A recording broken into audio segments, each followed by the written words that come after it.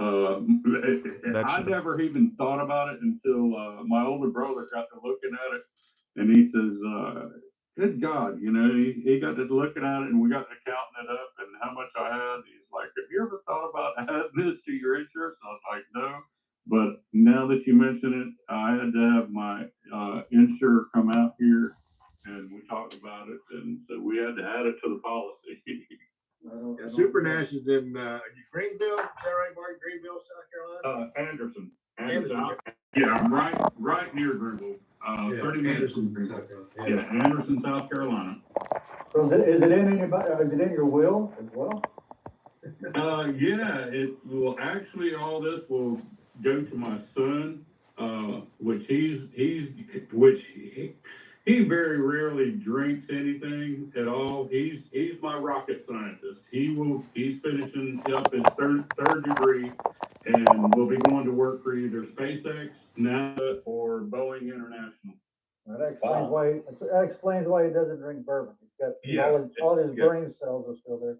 Yeah, exactly. I do. I'm trying to get adopted though, so help me out. Hey, I would adopt you any day there, sir. But yeah, this is, I don't know how it became this like this, but it just grew to such a collection that behind me and on these shelves are whiskeys from way back to the early 40s all the way up to current date, and there's probably over 740 different kinds behind me. Oh, wow. Yeah, that's impressive. Yeah. One bottle at a time, right? Yep, that's it. And the best thing about it is anybody and everybody that ever comes over here is more than welcome to have a taste and drink anything they want to drink on here. Even if it's not open, we'll open it up, because that's a great rule. Yeah, that's what's for. I mean, it's like Freddie said, you know, bourbon and whiskey was made to drink with friends and family, and you know, we're always going to make more. You know, so I'm not ever going to run out of it. And, so that's the great thing about it is just being able to share it with friends and family and people that don't ever get a chance to taste some of the stuff that I'm able to acquire. That's a joy in itself to be able to share it with them. I believe in that, and that knock you may hear on the door in a few days may be us. There you go. That's right. And I do send out samples every now and then too. You know, so very, very cool. If there's ever anything you'd like to taste, I'd be glad to send you a sample. Probably got it. Yeah. Yep, that's right. I've even actually sent Gregg a bottle that I thought he ran out of, and then he was like, "Oh my God!" You know, we were just out of it for a little while. You know, you didn't have to do that. You've got connections, brother. I'm telling you what, you know where to find. That's cool. Yeah, it just it became a passion and a lot of fun. Well, it should be. Yep, that's it. All right, we're getting ready to go on air. Everything's set up on YouTube. I'm gonna scoot over here. Set up on Facebook. Welcome Mike and Rick to the podcast. Like he said, once we get this started, we'll just have a little brief being quiet, and then you'll see the intro. I'll share that screen for everybody, and then once that goes, then anything goes. Gregg, I don't mind if you introduce them once we get going. Yeah, be glad to. Yeah, and you just tell me. And when I'm lacking in questions, feel free to fill in for me. Because I want to get out, you know, you guys, we want to get out, and you know, this brand, you guys have, you know, it's bourbon and it's a unique brand, but also the respect to the military and in your service and everything. We want to, we support that 100%. And you know, going forward, you know, we can talk about everything that you guys got in the frying pan and on the table. So nice to meet you guys. Good. All right, so we will get it started. I got this is actually way better than Tuesday. Everything is, I should be quiet. It's just Yeah, Murphy follows us everywhere we go. So. Yeah, exactly. All right, here we go.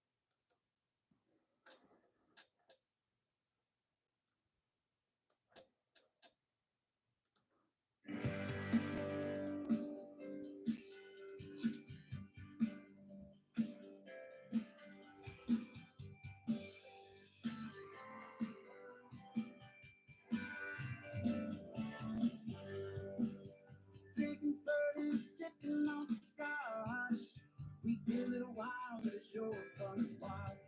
We love what we do, we're drinking every brew, and it's all sunshine, but we're telling the truth.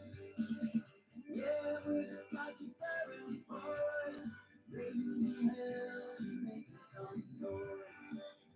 Yeah, we're the Scotchy Bourbon Boys, we're here to have fun, and we hope you enjoy. We're here to have fun.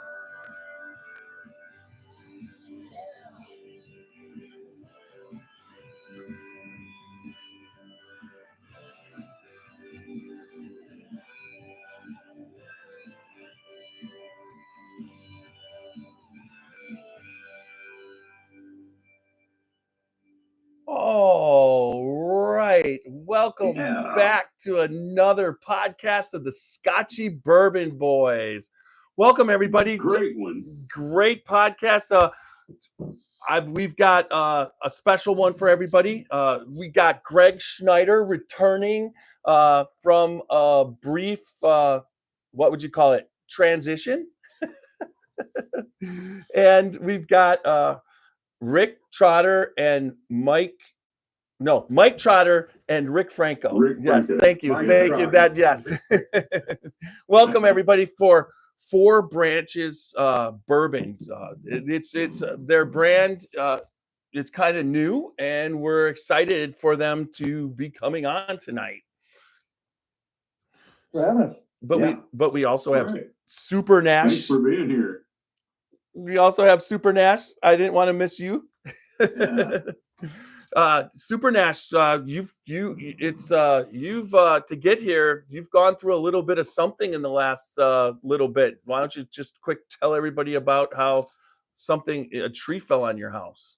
Yeah, I had about a 130-foot oak tree fall on the back of my house, across the back deck, across the whole back middle of my house, and across the whole top gable of the house. So, yeah, caused a lot of damage, and but thankfully nobody was hurt. We were here during the night, till about 3:30 in the morning during high winds and a lot of downpour of rain. Mm-hmm. And pretty much that's probably what caused it. But thankfully nobody was hurt or pets were hurt, so we were all safe, and everything can be repaired. And that's kind of the headaches that I've been kind of going through the last 4 or 5 days was the insurance adjuster and a lot of contractors and all that coming out doing estimates and everything. But everything's going to be fixed and taken care of. Let everybody say it. Yeah, for sure. That was the first thing. I saw those pictures on Facebook that morning, and I'm like, oh my God. And then Gregg, welcome back into the realm of taking your place as the most attended person. You've now gone up to 11, and you've taken the lead of for having being on as a guest, and we appreciate you so much. Yes, That's we one of do. my goals in life, Jeff. See, I can't let Alan, surpass me on that. So, And it's so Hey, you're doing a great job, Greg. okay. I mean, you both left me in such a lurch because my two main guests that I had on consistently both pretty much left where they were and ended up. Now, at least you're ending up in a brand where where we're putting bottles at. Alan started all over completely, and he's just before it's going to be a couple years before some of his whiskey comes back on the shelf. But that's neither here nor there. But thank you for coming back on again. And the whole in between time, we've got to go to Amori 2 times, and I never felt that you never were gone to me. Now, as you know, it's always a pleasure. You guys are salt of the earth, and I've always enjoyed being a part of the Scotchy Bourbon Boys and your podcast. And I've tried to listen in quite frequently to see what's going on with other brands and the market in general. So again, it's a pleasure to be back, and it's such a privilege and an honor to be here tonight with Four Branches. The two guests we've got on tonight, Rick Franco and Mike Trott, they're two of the four co-founders of Four Branches Bourbon. As you mentioned earlier, Jeff, it's a young brand, but it's an amazing brand, amazing history, amazing story, and hopefully these guys will have time to share that with your listeners tonight. All right. Welcome, Rick and Mike. Thanks for being here and taking time out of your schedule. I know how it is being the last few years in the podcast and the whiskey and bourbon industry. I know how you guys are so busy and tied up with things, and just to take this time out is a pleasure and an honor. Thank you. We appreciate it. I mean, this is how, getting our story out there. It takes guys like you. So we owe it to you. So thank you very much. Appreciate it. And the only question I have is Super Nash. Are you going to be making barrels out of that tree laying across your house? Actually, the tree has already been taken away. It's already been spoken for, and because insurance people, when I talked to them on Sunday, that you got to get it out of here and all this. So I wished I could have, but no, the contractors already took it away and all that. So there won't be no barrel made out of that one. That's too bad. That's a shame. I'm glad everybody's okay. Yeah. So who wants to go first? Mike, Rick? Let's just right off the bat. How did you guys meet up, all four of you, to form the brand? I mean, there's a lot of veteran owned distilleries and that type of thing, but you're talking about all four branches of the military, and then in your prime in this bottle right here, you're talking about the 250th anniversary. But how did it start? Yeah, I'll answer that one, Tiny. It's so to your point, right? We're the only, as far as we know, we're the only spirits company in America, and I'm going to venture to say the world. Maybe the world, founded by four veterans from four different branches of the military. Yes, there are 5 or 6. There are 6 branches now, but we just happen to be from 4 branches of the military. And this all started, I'd argue to say it. This started 20 some odd years ago, probably almost 30 years ago. The seeds were planted for the founding of Four Branches, and that is, I was 30 years ago. I enlisted as a Marine, and then I went to Virginia Military Institute as a cadet, and I was at school with another cadet, and you become friends. And then I got commissioned as a Marine infantry officer, and my buddy Gregg, we were at Camp Lejeune together, second lieutenants, running around doing what second lieutenants do, which is usually dumb shit, but deployed quite a bit. And then I got out of the Marine Corps, and then got recruited into a special program within the CIA as a contractor. And 20 years ago, I recruited Gregg into that same department, same program, right? And this isn't one that you can just apply to, not as a kind of, you have to be vouched for, and it is, you have to be in the brotherhood, in the circle to get into it, right? You have to be vetted and vouched for. So I vouched for Gregg. I recruited him, got him to come on the program. And then, like I said, 20 years ago, this year, December 7th, he went on his first mission, day one, night one, out the wire. And his team came in contact. And so then they evasive maneuvers, they returned fire, they did everything right, and Gregg saved everyone's life, but Gregg didn't come back that night. And then I got the phone call to go bring him home. So I flew across the pond and brought him and 12 other American patriots home that night. And then Gregg was given a star on the wall at Langley, CIA headquarters. We've all seen the movies with the stars on the wall, right? Yeah. So he was the first contractor from our particular program. That was a rather big deal. And then since that time, there have been 5 more gentlemen. Most I've known either personally and worked with, or knew by reputation, because it's a very small organization within the CIA that we were part of. And so now and they are now stars on the wall too. So let's fast forward 3 years ago, I guess 3 years ago. Let's fast forward to 3 years ago. And guys, I tell us a lot. Super Nash and Tiny, if you hear voices in your head, I'm going to tell you 99% of the time, don't listen to them. Probably a bad idea, right? But every now and then, one will make sense, right? And this one, I remember it clear as day. I still have a day job. I'm driving home from the day job, and it's like, you should do a barrel bourbon, like just do a barrel bourbon for the guys in the unit, the old unit. And I thought in my infinite wisdom that it would be super easy to do, right? You can buy a little barrel, get some glass, got a printer right here. I'll slap some stickers on it. And you know what? I can sell this on Facebook and the guys will buy it up in a heartbeat and I'm done. Yeah. Uncle Sam will come a knocking if you try that. That's a public safety announcement. Oh, we're well aware of that. So then that's how then I realized, okay, plan A's failed. Let me go to plan B. Let me call Mike. Mike and I had worked together in the past, and Mike's son and I were actually deployed on the same base in the same AO for the same organization at one time. So I called Mike and said, hey, this is my idea. What do you think? And we started talking, and originally it was, you guys still there? Did I lose? No, we're here. Oh no, you're good. Okay. All right, my earbuds made a sound. So we started talking, and we affectionately like to say, well, let's call Harold. Harold's a 33-year retired command master chief from the SEAL teams, and he spent a number of those years in SEAL Team 6.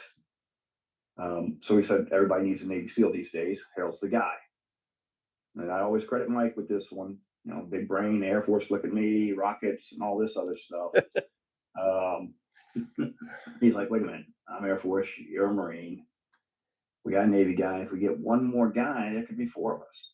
And so a mutual friend that both Harold, Mike, and I knew connected us to RJ. And we, I like to affectionately call RJ, as our Army guy, I like to call him our underachiever, because he started as a Green Beret. And then at age 39, he took the Air Force Pararescue selection test, which is like going to BUDS or becoming a Ranger at 39 years old. And he still holds the record, and he's 56, 57, and he's still jumping and diving. Oh. So that's kind of how the Four Branches came together. And then, you got 4 guys who spent careers doing all sorts of stuff all over the world, not in this industry at all.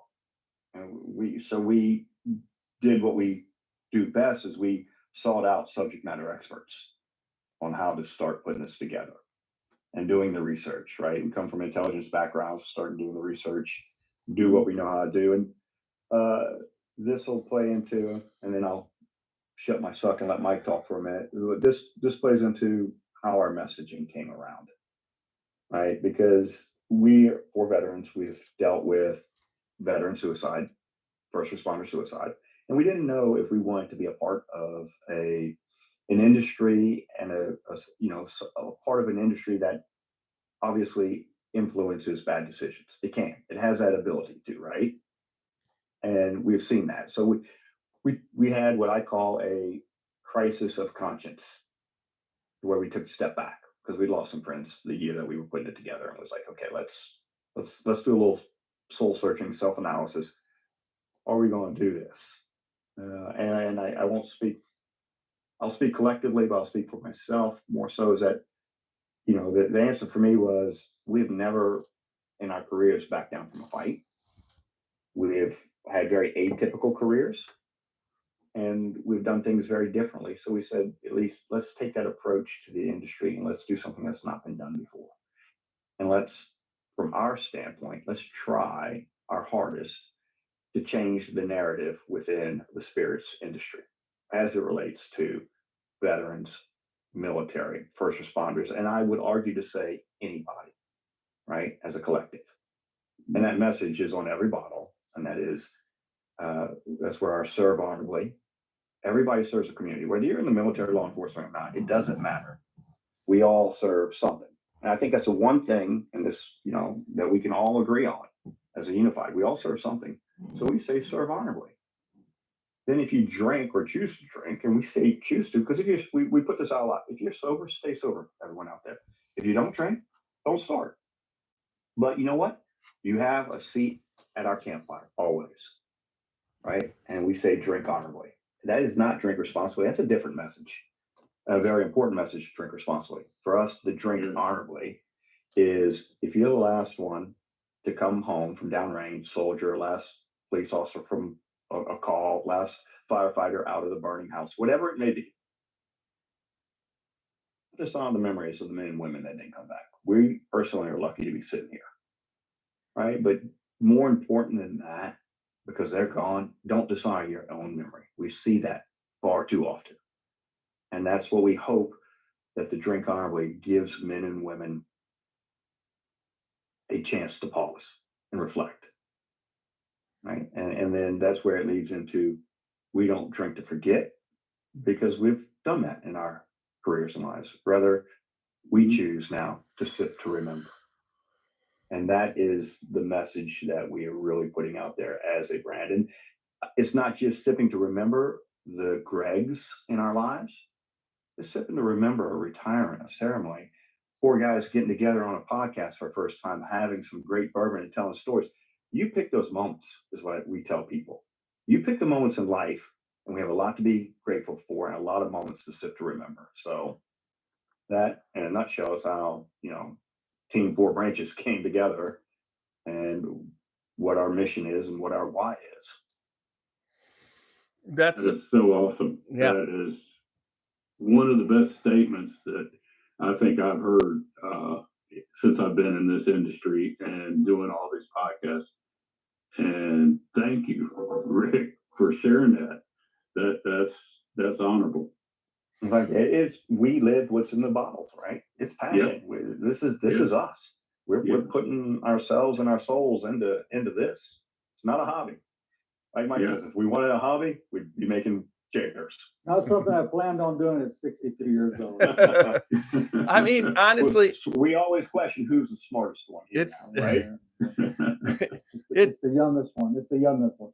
But it's but they talk about like the bourbon or the whiskey lifestyle, and when you talk about that, that means people that live a bourbon or a whiskey lifestyle, they're drinking, or they're not drinking, as you said, for reasons of to forget or to get, you know, drunk, or they're or whatever the other reasons. They're drinking for the friends, the family.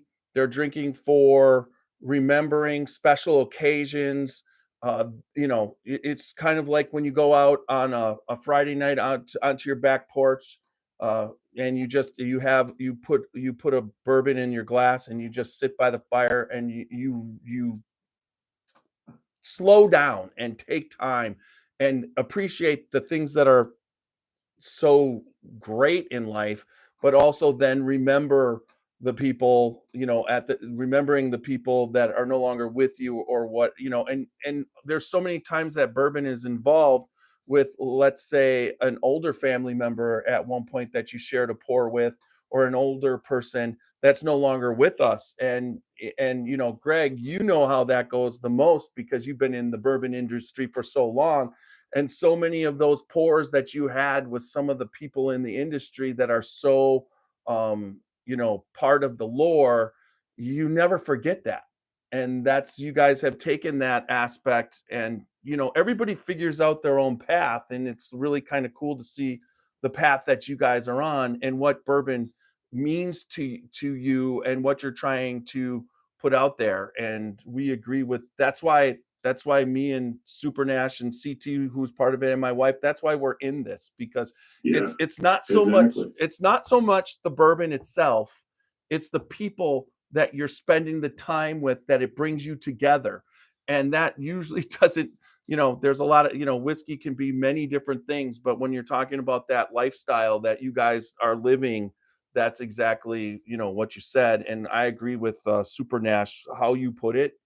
That's probably put the best I've heard it. Yeah, it sure is. And that's a thin line, right, between whiskey and bourbon, right? It's obviously very thin. But we've always said bourbon is even more so than whiskey. I don't know why. It's just interesting, right? But bourbon to me and to us is a reflective spirit. And you mentioned that. You know, it's just it's setting and you having these sips, these small sips, and you're remembering great times and interesting moments. And maybe it's untrue, but I just don't see myself just pounding down whiskey to get crazy.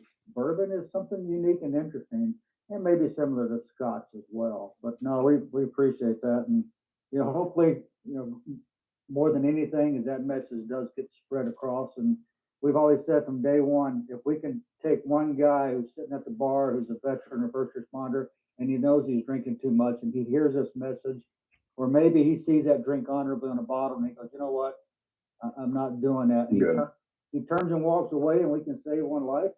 Because I can tell you, Rick and I and RJ and Harold, we've done thousands and thousands of tastings now. And when we tell people to drink honorably, don't drink to forget, sip to remember, and 50% of the people start to tear up.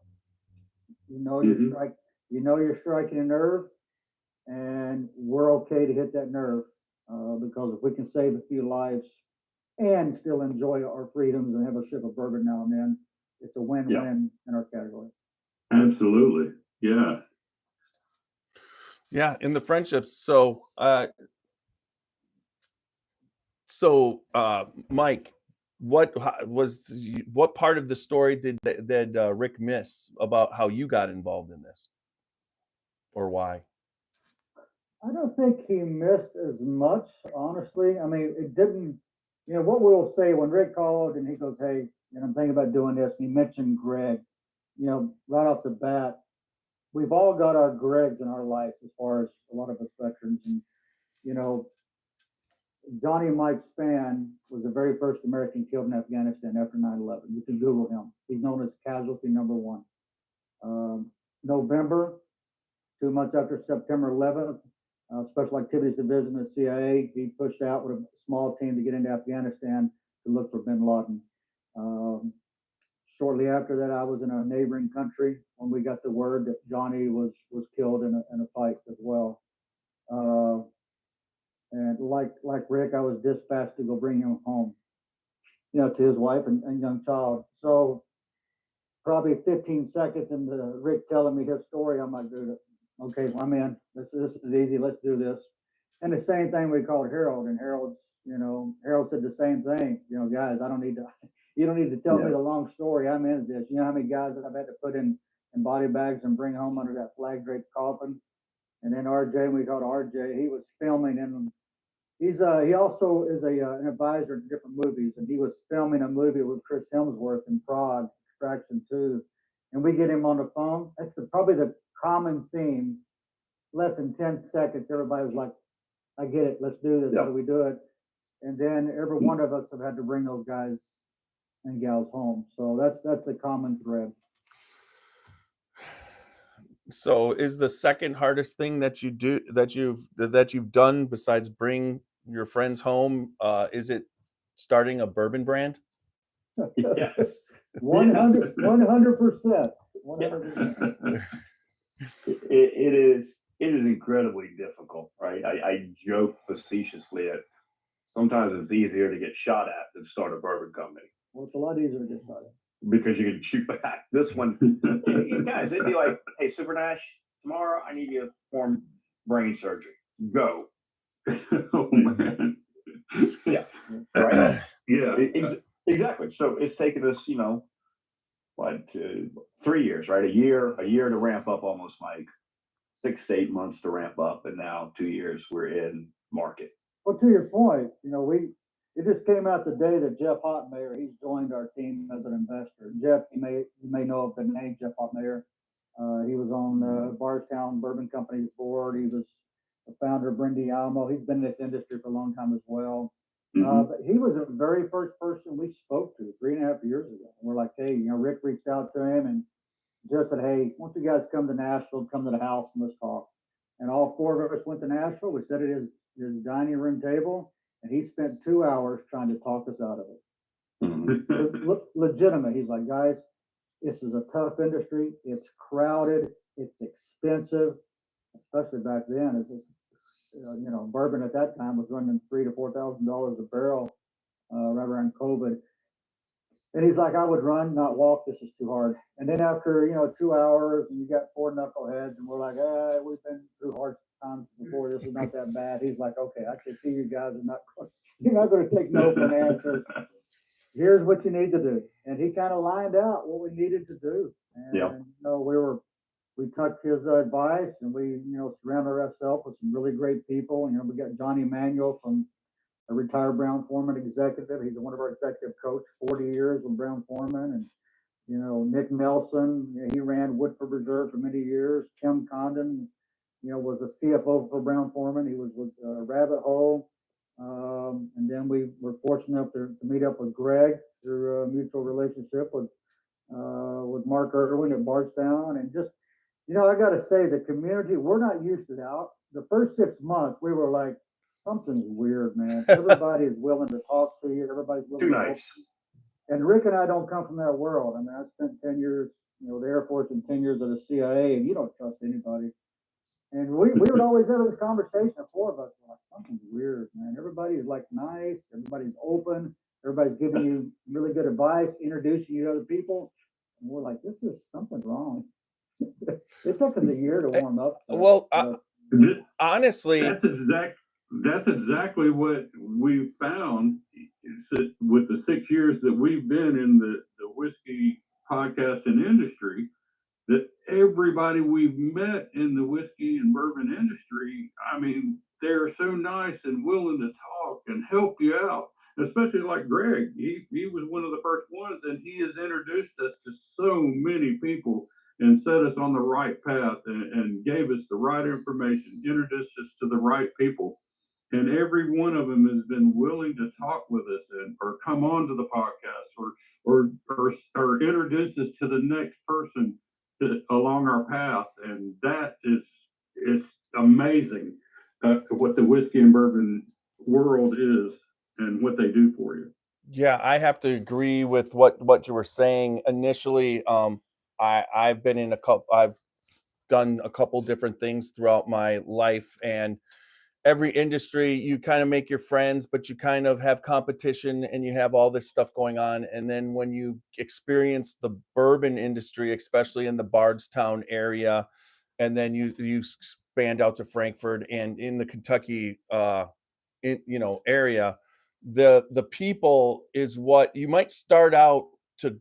The bourbon might get you started, but the actual relationships and the people that you meet is really what you stay for. I mean, that's, and then it's not just the people within the industry, it's also then you start to meet the people who also drink bourbon and whiskey the way that you do, that all of a sudden, you spend your life making friends, but they're far and few.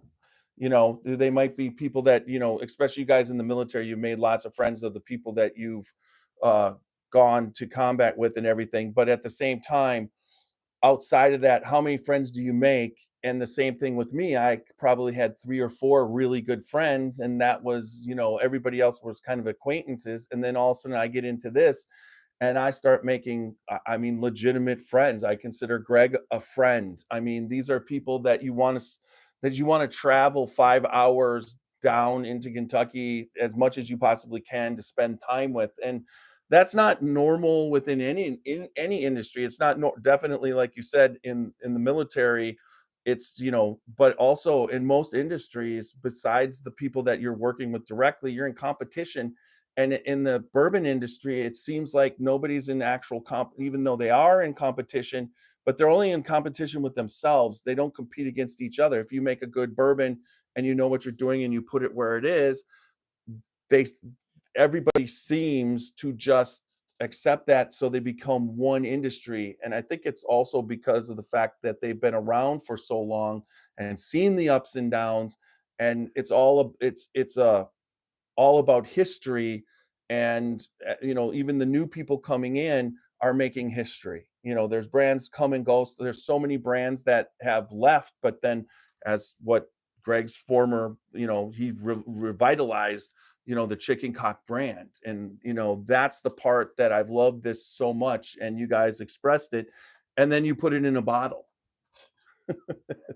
Right. No, you said it perfectly. I think that's, and everybody's got their own root story, whether you're from Texas or Washington or Colorado. And, we reached out, and to your point, I have no problem throwing all kinds of names. Ryan out of 10th Mountain Division, he's got some great bourbon and whiskeys, and they've become really good friends of ours. And, there's not too many brands in that veteran space, and we're proud of those guys and what they're doing, and we're all the same family. But I come from the hills of Knoxville, Tennessee. I graduated a small school where Kenny Chesney and Morgan Wallen graduated. My grandparents grew up like 5 miles from Dolly Parton, so I'm about as Scotchy as you get.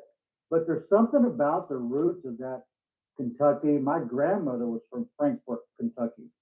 We went down to visit Castle and Key, and as we were driving down into the holler to see that place, and we're at Frankfort, I'm like, holy crap! My grandmother was born here, like in the 1890s, and I'm like, oh geez, Wow. and here I am, sipping some bourbon down here. It is a family. It's a weird family. And I got to tell you, we were scared crapless when you see 1,000 different brands on the shelf, and we're like, how do we fit into this? Yep. It's complicated. It's kind of scary, right? But to your point, you carve your niche, you tell your story, and a lot of great people around you are willing to help raise your brand up and help you tell your story and give you some instructions and some good advice. And it's been a welcomed. It's refreshing. For sure. It is. It's refreshing. But I'll follow up on that story with Jeff. A year later, when we had our launch party, Mike, in Barstown, so we invited all our investors, had a big launch party. We just launched. Everyone got their bottle. It was a really nice deal. And later that evening, Jeff pulls me aside. He goes, "I didn't think you guys would do it." Yeah, he did say that. Yeah. I was like, seriously? But sometimes we're too stupid to quit. Well, And it's a no fail mission for us. Right? This is, you have missions in the military which you can't fail, but just you can't. It's not going to happen. And for us, this is one of them. Getting our message out there, putting excellent juice in a bottle, right? Because everyone will buy. I think now I say everyone. Most people will support a veteran cause once. Yeah. Mm-hmm. But if it tastes like mud water out of a pond, they'll never buy it again. Yeah. Right. So we knew two things. One, it has to be better than good because it's got our names attached to it, right? I come from a school of thought where only thing at the end of the day you have is your name. So I want to make sure it's got our names. But more important than that, it's got the names of those that didn't come home attached to it. So it had to be good. And we were fortunate, to Rick's point, to have Steve Nally lend his name initially when we made our first, because we went in as, we were green. We didn't know what we were doing. And we sat down with Steve Nally from Barstown. And of course, everybody knows Steve Nally's name. Oh yeah, super great guy. Dude, he is like grandfather. I love that guy to death. Yeah. And he took us in under his wing and led us and directed us and helped us make that 4 grain. And we owe a lot to Steve. We really do. And then to be introduced to Gregg, to really, because we knew we couldn't own Steve the rest of our career. Steve he has another home, but then to be introduced to Gregg and to have his wisdom to come on, because to Rick's point, anytime we raise a glass to toast in honor of our fallen, our friend, to his point, and pardon my French, it can't be shit. It just can't be. It's got to be good bourbon. So that's why you got Gregg Snyder sitting here making sure that we always put good bourbon in our bottles. But you can also know I will vouch for Gregg because I've been with him. He's been a part of us for, I would say, he was within the first. So we've been around. This is our 6th season and coming up on 6 years. So about 5.5 years. Yeah. And Gregg, when you picked him, I will vouch for it. You picked somebody who's going to do exactly what you need him to do and understands the industry so well. He understands the bourbon drinkers. He understands all the stuff that goes around with marketing and what has to go. And, and he just has a knack for it. So you guys made a really good decision when you were talking about not failing. And I know will be a key to make sure that you guys succeed. Gregg's already brought tremendous value in just a few months. So 100%. He does. I mean, I've been on the road with him and he does some phenomenal things. And he's sexy. Just look at him. He's a great looking guy. I mean, also for a guy a non-military guy, he's definitely the most military looking of anybody, right? He's got the military chin. If you put him he's always working out and hiking with Susan. If you put him in a lineup of 5 of us, 4 of us and Gregg, and said, okay, which one's the Navy SEAL and Marine? Everybody's going to say, I think it's Gregg. Yeah, Definitely. Agreed. The old fat one. You ain't fat, brother. You ain't fat. So Gregg, talk about, we're here for this bottle right here and the Four Branches Bourbon, the 250th anniversary bottle, which you guys, I have sent off samples. Super Nash got a couple bottles, got to him. I'm going to be I've smelled it, but I'm going to be tasting it with you guys right now for the first time. I waited. I have patience. Super Nash never has. He has no patience. I broke into mine a week ago when they all 3. I ordered 3 of them. I got the 3-pack. Oh, wow. And also got my commemorative coin along with it when I ordered it. And cool. I got mine also, and thank you. A little bit later on, when we get done with all this, I've got a little bit of icing on the cake to share with everybody here. So let's go on and let's talk about this bourbon, Gregg. Well, let me start off by talking a little bit about the business strategy and core brand. I think both Mike and Rick alluded to, our core brand is a 4-grain bourbon. Okay, it's kind of synonymous with the 4 branches. Okay, symbolic of the 4 branches of the military, which these guys represent and kind of built the brand on. But and so in today's market, as you guys know, the growth, the demand for bourbon is softened up. It's still strong for the premium, but it's softened up a little bit. Well, for the last 12 to 15 years, the production of bourbon has far exceeded what the sales forecasts were ever going to be. And I mean, I remember 6 years ago, Steve Thompson. Don't you remember Steve Thompson? He was one of the co-founders of Kentucky Artisan Distillery. Mm-hmm. He was my boss at Brown-Forman. He was the president of Brown-Forman Beverage Company when I worked at Brown-Forman. But I went by, I think it was 2018, and Steve and I just got together one afternoon. I wanted to see his operation. And he said, Gregg, he says, where's all this going? I said, what do you mean? He says, if you take the sales forecast, and he had solid data. He said, look at the sales forecast. And even if that sales forecast is off 10% on the low side, he said, this production is far exceeds what the sales forecasts are going out, 8-10 years from now. And he was right. And he says, got to hit a wall sometime. Nobody just knew when that wall was going to hit. So it's not really hit the wall, But today, there's so much a surplus of inventory of aged, barreled whiskey that the prices have dramatically come down. And so from a great intelligent business strategy, it's an opportunity to go out and find good quality aged whiskey that we can source, can acquire, and bottle under the name. And so that's the key thing. Number one, as these guys said, it's got to be good quality, good high quality bourbon. Number one. Number two, you just can't go around the spot market. You got to have sustainable inventory. So the key is go and find a good enough inventory to sustain your sales going out for future years. And so that's an important element of it too. So it's a unique business strategy. A lot of companies kind of shifting that way because of the evolution of the current market. And so we do a 4-grain bourbon that's next year it's going to evolve into something that's a 4-grain distillate. I think everybody's going to just rave about it. It's pretty special. Yeah, tonight, what we're featuring is the Four Branches Continental.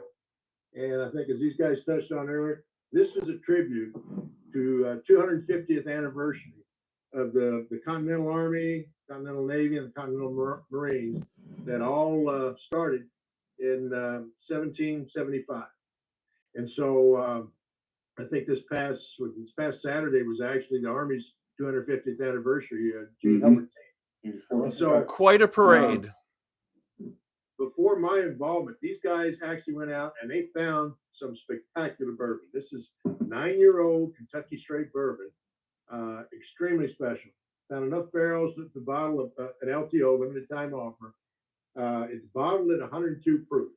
The mash bill on is 75% corn, 13% rye, 12% malted barley. But I got to tell you, and you guys know me, I don't BS. I pretty much tell it like it is, whether I like it or not, you like it or not. This is in my top 10 bourbons of all time. In 47 years in this business, I've drank a lot of bourbon and tasted it. Yeah. It's spectacular. So again, there's the label. It's a beautiful bottle, beautiful package. And again, I'm just privileged and very honored to be associated with these guys and get to drink this great bourbon. So cheers. Cheers. Cheers. So, and it's bottled at 100 proof, correct? 102. 102. Yeah. 102. All right. So sorry about that. So the nose on it is, I'm going to say, for me, I'm not going to say it without, but it's familiar. It's a familiar, and it's got a nice brown. There's a little bit of brown sugar.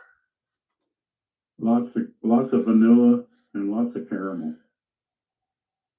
And I even pick up a little bit of cinnamon. It's doing some nice, there's definitely that type of that thing. And then what it does in your glass is pretty spectacular. Sticks really nice. The viscosity on it's perfect. Here goes. It does. It smells. I too as well switched over to my Crystal Glencairn as Greg right before we started. Yes, sir. Like you said, there's nice weight to it. It's just nothing like drinking out of that. Perfect. Great sipping list. Mm-hmm. Wow. Nice. Yeah, that's again, definitely. You guys know, I mean, we have to sign non-disclosure, so we can't advise. You know me, I'm transparent as they come. I like yes. to, No, to but there's an NDA. But certain things you can't divulge. And this is one of those things. But I as far as the quality of the bourbon, I'll vouch for it day in and day out. Oh yeah, and I understand that completely. Yeah. And we just had a guy on, Ed Blay, and he actually picked up. He was able to put MGP on the bottle because he didn't buy it from them. He bought it from somebody who bought it at 6 years, and then he bought it at 12 to 14 years, and then he was able to put who distilled it because he didn't sign an NDA. Wrong with that. Yeah. Right. Yeah. So no, I understand if you're purchasing it, you're not supposed to disclose, but a lot of people, most people who are in the know can usually figure out what's happening. I just gotta say, at this quality of bourbon, I don't care where it came from. I'm just glad you guys found it and you bottled it. Yeah. And put your name on it. Oh yeah. It's fantastic.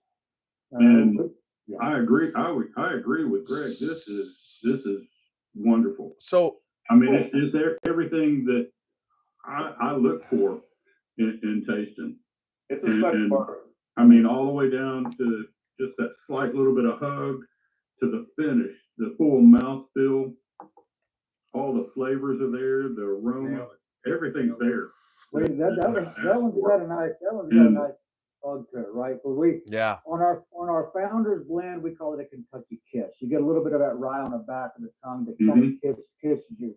This one has that traditional Kentucky sort of that it doesn't have the burn going down, but it's got that nice heat in the chest. And I think the other thing, bringing Gregg in, it was a conscious decision. We talked about do we build a distillery, build small and go out and go into that place. And then I think Gregg was talking about it, just where the world is right now. And I hate to say it because this is not the good news. There's some distilleries that's not going to make it the next 5 to 10 years. They just kind of overbuilt the distilleries. And then we got, Rick and I and Harold and RJ, we've gone to, Missouri, Texas, all kinds of places, look at North Carolina, South Carolina, looking at different distilleries. And I think that's the other thing you do when you start to go down this road is there's some really great people out there making some great bourbon. And some of that bourbon doesn't have a bottle to go into. It doesn't have a brand. It really doesn't. And then there's some stuff sitting out there that has kind of fallen off the shelf or fallen off the radar.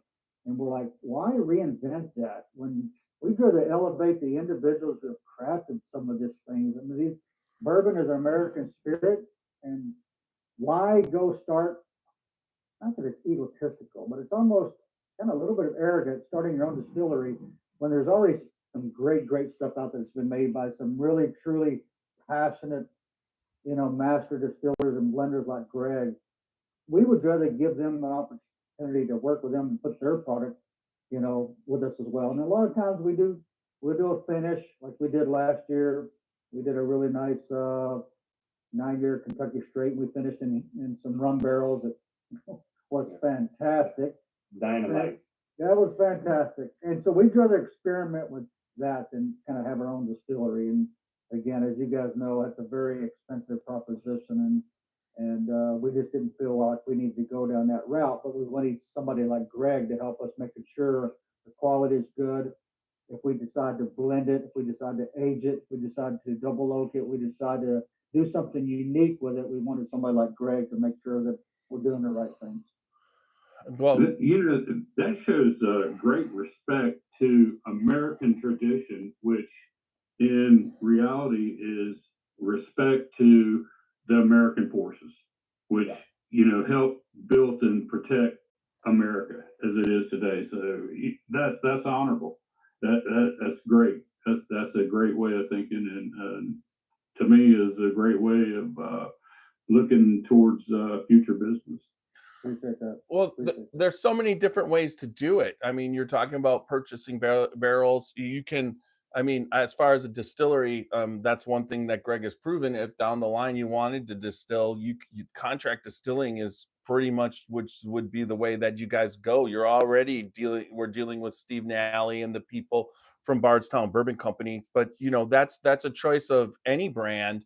But like you said, like I think when you're doing what you're doing, there's a lot of opportunities. And I was going to say to Gregg, just 2 years ago, there was a shortage of aged whiskey on that out there for barrels, and it wasn't like there. And if you were buying it, you were paying premium prices. That was really expensive, right? But now the opportunity of which just, I mean, 2 years is not that long of a time. The markets have completely changed, and now there's an excess of aged whiskey, and that's one thing that the market, a lot of people were talking about the glut to an extent, especially the people that I've talked to as far as consumers, and I just tried to tell them at one point, the glut isn't the worst thing that can happen to you. There's going to be some brands that you're going to have the good solid marketing and the established base plan, but overall it's going to make the whiskey cheaper.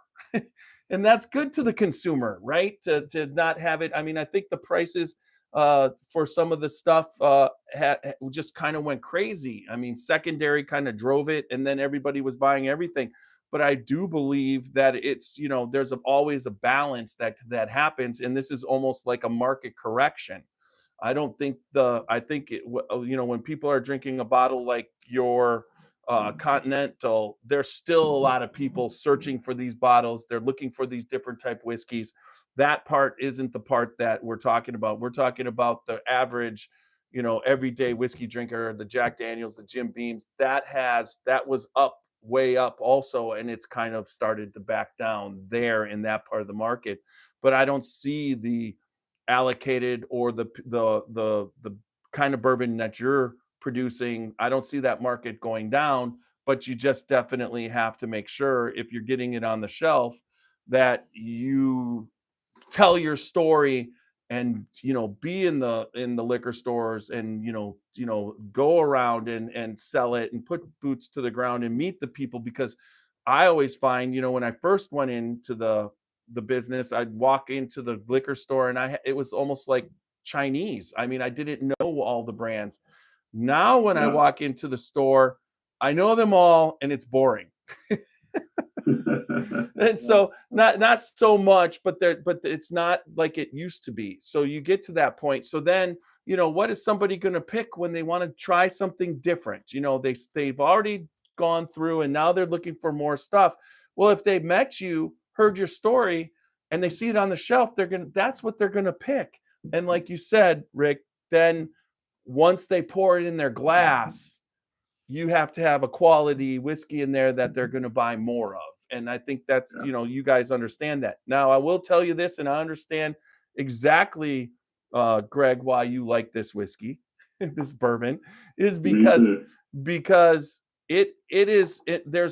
bourbons, and I love aspects of bourbon, but there's fruitier notes in some, and there's some I call dessert bourbons, where they're so sweet. But then there's the bourbon that is what I think the definition of bourbon. It's like when you walk into a rick house and you smell the whiskey in the bourbon's aging. That to me is what bourbon is. And a lot of times you don't smell the sweet caramels or this or that. And you guys have a really nice balance that I would call this a bourbon. That was exactly what I was going to say. This has got a complete balance of everything across the board. Yeah. I'll say thank you for that, because that hits the mark of the Continental, right? 200 original. That compliment pairs really well. That the Continental is the American spirit, the American forces. It's what you think of, and you guys just said, it tastes like what you would want bourbon to be. Yeah. Absolutely. Yeah, I agree. Yeah. You couldn't have said it better. No, absolutely. One thing we didn't mention, Mike, and guys, Tiny and Super Nash, is that, and what people understand is that we're a big give back brand. I don't think we've touched on that, right? We give back. We give back 4% of our. Correct me if I'm wrong, Mike, but 4% of our gross. Correct. Yeah. Right. That's a lot for a company. Yeah, trust me, as a managing principal that has to write these checks all the time, I'm like, holy crap. So that's a lot of money. But probably more than that, which we never saw coming. We never saw this coming. It was never intended. It's just the law of unintended consequences. But we are humbled and honored by it, is that we give a lot of these bottles away to different organizations, right? We get requests all the time. Hey, can we have a bottle for this raffle, this auction? And we pick and choose the ones that we feel align best with who we are. Mm-hmm. We've given away a lot in 2 years, guys. And in 2 years, the count now, those bottles have raised in auctions over $450,000. That's amazing. That's wonderful. That's awesome. That's an awesome contribution.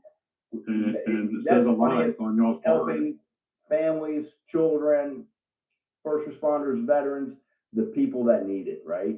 I mean, bottles go for a couple $100 to as much as, I think the highest one was 22,000.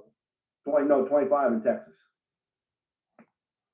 for that one bottle. Awesome. Yep, That yep, one yep, bottle, yep, yep, yep. 25 in Texas. That was a bottle that Amazing. Special RJ bottle. RJ jumped into Normandy last year on Yeah. the 80th anniversary of the Normandy invasion, and he jumped in with a bunch of guys, and he had some World War II veterans sign the bottle, and they had a flag, and it was auctioned off. You're right, Rick. It was a flag, and the bottle was auctioned off in Texas for $25,000.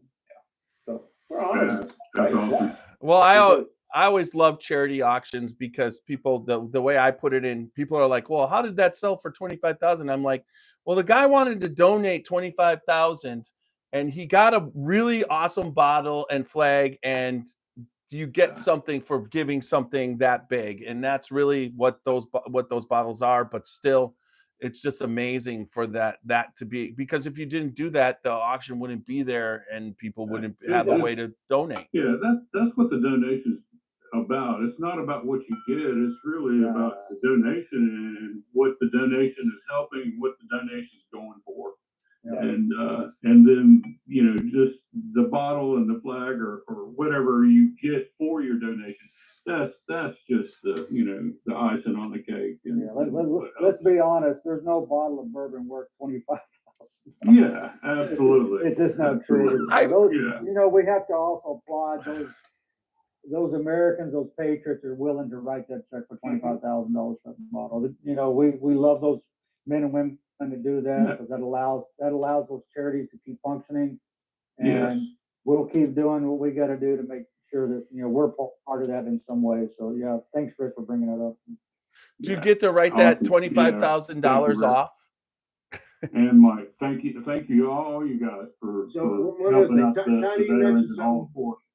Thank you. I'm sorry to interrupt, Mark, but Tony, you said something about, you know, going in the store on the shelf and that. I'll let Rick and Mike talk about this, but you know, we're very limited. I think a lot of our sales are online, and we're in very few markets at this point. But you guys want to touch on that, because you just can't go in anywhere, especially Ohio. You can't just go into a store and find it on the shelf. So. I got mine online. That's such a great another American story, right? To allow people to be able to buy products like that and have it delivered to your door. Yeah. A year ago, we were only in like 29, 30 states. Now we're in 39 states in terms of you can go to FOUR4branches.com, order it, and have it delivered to your door. And we recently switched to a new shipper distributor. And now, Rick, probably 3 to 7 days, it's at your door. It's crazy. I mean, it's one of the greatest changes we've ever made, and the customer satisfaction has been phenomenal. You know, 3 to 5 days, if not sometimes sooner, depending on where it's going. Yeah.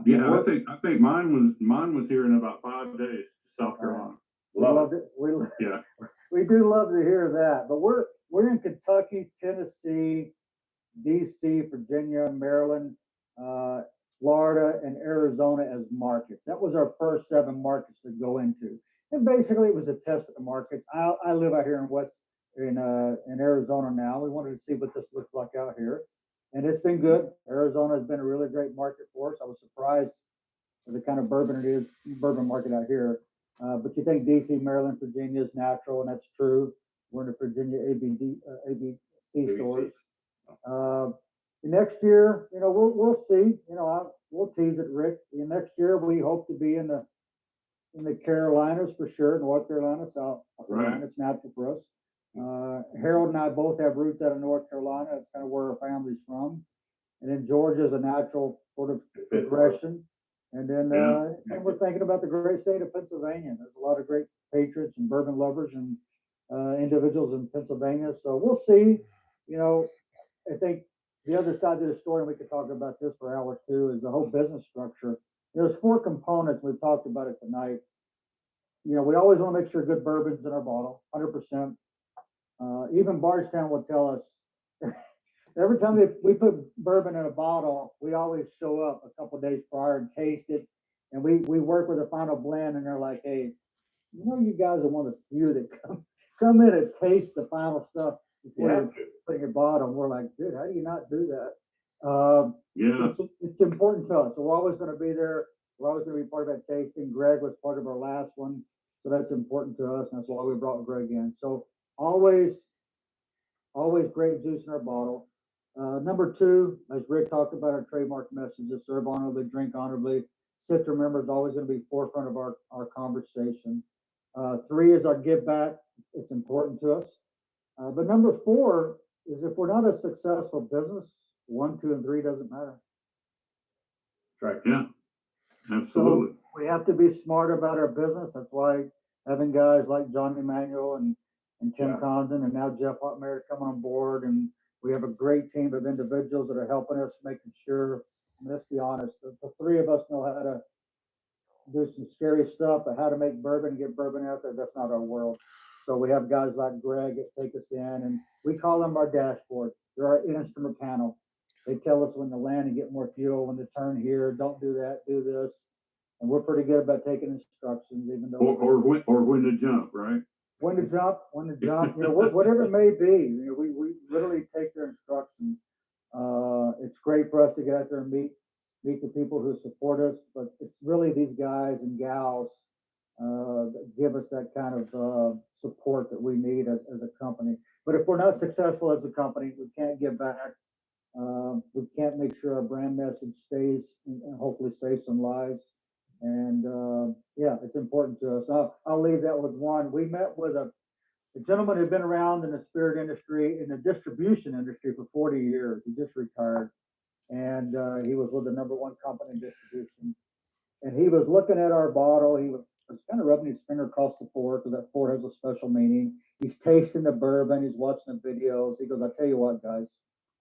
He goes, "My 40 years of experience," and I think Supernaturally mentioned it. In my 40 years of experience, if you keep putting great bourbon in that bottle, it'll be on the shelf in 40 years. As we all know, good bourbon without a great story is just brown water. That's it. Got to have it all. You got to have it all. There's got to be a story. I mean, you hired one of the greatest storytellers I've ever heard in Gregg. I mean, the story he was telling before, I heard it many times. I almost could recite it, but every single time I listened to it, it was a fantastic story. But your guys' story is great, but then you got to have. I'm into bourbon. I love every aspect of bourbon, of all fashion. I like the bottle. I like the marketing. I like the labeling. I like the special releases. I love that. I'm in it for that. I want the whole package. If I'm going to be spending my hard-earned dollars to buy a bottle of bourbon when I go out, some people, the bourbon, will speak for itself to some extent, but I really love the flash. But I come from the art industry, and you can produce the greatest art ever produced on the planet, but if you don't have a way to get it distributed and have somebody see it in a way that people that have money want to buy it, then it doesn't matter what you're doing. I mean, there's so many great artists throughout history that have painted and painted and painted and died poor because they didn't have that one aspect or that outlet to be able to do what they were doing. And it's the same thing with bourbon. I mean, it's the story. I mean, there's a reason why brands last 8, 9 that have been around are not into this 9th generation, because they're doing all the right things as they go forward. And if you look at some of the brands, a lot of them in this world, bourbon world, since the 90s, have gotten big, huge, giant corporations to basically back them so that they can keep doing what they need to do to keep that brand viable. And in the end, we all know there's ups and downs, and sometimes the corporations or whatever, that all kind of goes away, but there's got to be a steward of the brand. I mean, that's one thing Stephen Beam one time told me. He's just a steward of the Yellowstone brand. He's making sure that brand through his time period goes, and he's helped it to become more popular. And it's the same thing what you guys are doing. Hopefully that this brand goes on beyond you, and that's what you're in it for, right? So that future generations can enjoy what you guys started. The goal, you hit it on the head, Johnny, because Mike and I and Harold and RJ, we've always said this. Right now, we are the ones who started. It's our face, Rick, Mike, Harold, RJ. But the goal is, we're old guys, we fade away. And that young man or woman, walks into a bar and says, "Hey, give me a pour of my Four Branches." And let me throw this also out there. You pick your branch. If you're in the Coast Guard, you're in the Air Force, it says Four Branches. You pick your branch. It's yours too, right? We just happen to be from Army, Air Force, Navy, Marines. But that's the goal, is that we go away and it becomes the men and women who are serving this country, whether they're first responders, law enforcement, military, it's their bourbon. And that becomes theirs. Well, with And that and said, the community Yeah. around, and the community around. Patriotic community that supports it. It's probably half or more of our nation who really are the patriotic. I mean, we couldn't be the military. You know, we couldn't do what we do without our spouses that support us. 100% spouses Absolutely. burden the weight of every soldier, sailor, you know, airman, Marine. If they're married, it's the spouses that carry the weight. I don't care what anybody says. You know, Oh, Roxy, my spouse Roxy, yes, that she carries the weight. I'm going down to Kentucky tomorrow and Saturday, and she was booking my hotel room. It's just like I need her so much. I will say this though, you know, there's Space Force now, and you guys should try and get the Four Branches to be the first bourbon to be drank in space. Yeah, I got this that. patch 2 years ago from the commanding general of Space Force. That's awesome. That's awesome. And I knew where it was going. I said, "Sir, as soon as you put a barrel in space, we'll call that blend Space Juice." Oh, that would be cool to age. Right. You could just it'll be a tiny little barrel, but it's gonna happen. That's all right. That may be a $25,000 shot. well, do you guys, if it's a tiny little barrel, I'll make sure when it comes back, I'll sign it for you. Hopefully my son will be working for that. He's getting ready to finish with his third degree, and he's either going to work for NASA, SpaceX, or Boeing International. You know. You did well. You did well. Yeah. I'm so proud of him. Yeah, he's got 2 semesters to go. This is the first semester this summer that he's been off, and that's only because they didn't have the courses to finish off. But he has not missed a semester since he started college a few years ago. Right. So, And when I'm super proud. I am too, Super Nash. I mean, right when we started getting together, you told me that he had enrolled, and I've been through that journey That's right. with you. 2019. Hey, Super Nash and Greg and Todd, I got quick maybe for your audience. Obviously, you know, prior to this, and I did this a little bit, not so much with Scotch, but more with bourbon. You obviously do it with wine. Letting a good bourbon, you know, have 5 or 10 minutes to breathe. People don't understand the importance of that. And we have a restaurant nearby us that is called Bourbon and Bones, and they carry our Black Ops, which is that 9-year rum finish. And I was sitting next to a guy at the bar, and bartender knows me, and this guy was ordering a bourbon, and she goes, "You know, this guy sitting next to you is a guy that he's the founder of that Four Branches I was telling you about a month ago." He's like, "Holy cow!" And he looked over and he goes, so we started talking. And he goes, "What's your favorite?" And I said, "Right now, it's our Black Ops." I said, "But I ordered it prior to dinner, and I let it set to the side so it could breathe." And he goes, "Why do you do that?" And I said, "Man, it changes the flavor." And he goes, "I've had your Black Ops, and I thought it was a little hot." And I said, "Oh, I get that. There's nobody, you know, my personal opinion, there's no such thing as great bourbon, because everybody's got their own opinions of what a great bourbon is. There's really good bourbon and there's really bad bourbon."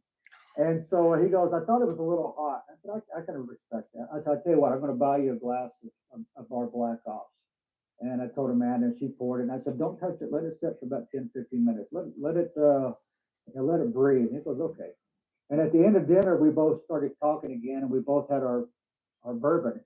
And he goes, "Holy cow, that's a different profile than I had." I said, "Let me guess. They poured it last time. As soon as they poured it, you took a big sip of it." He goes, "Yeah."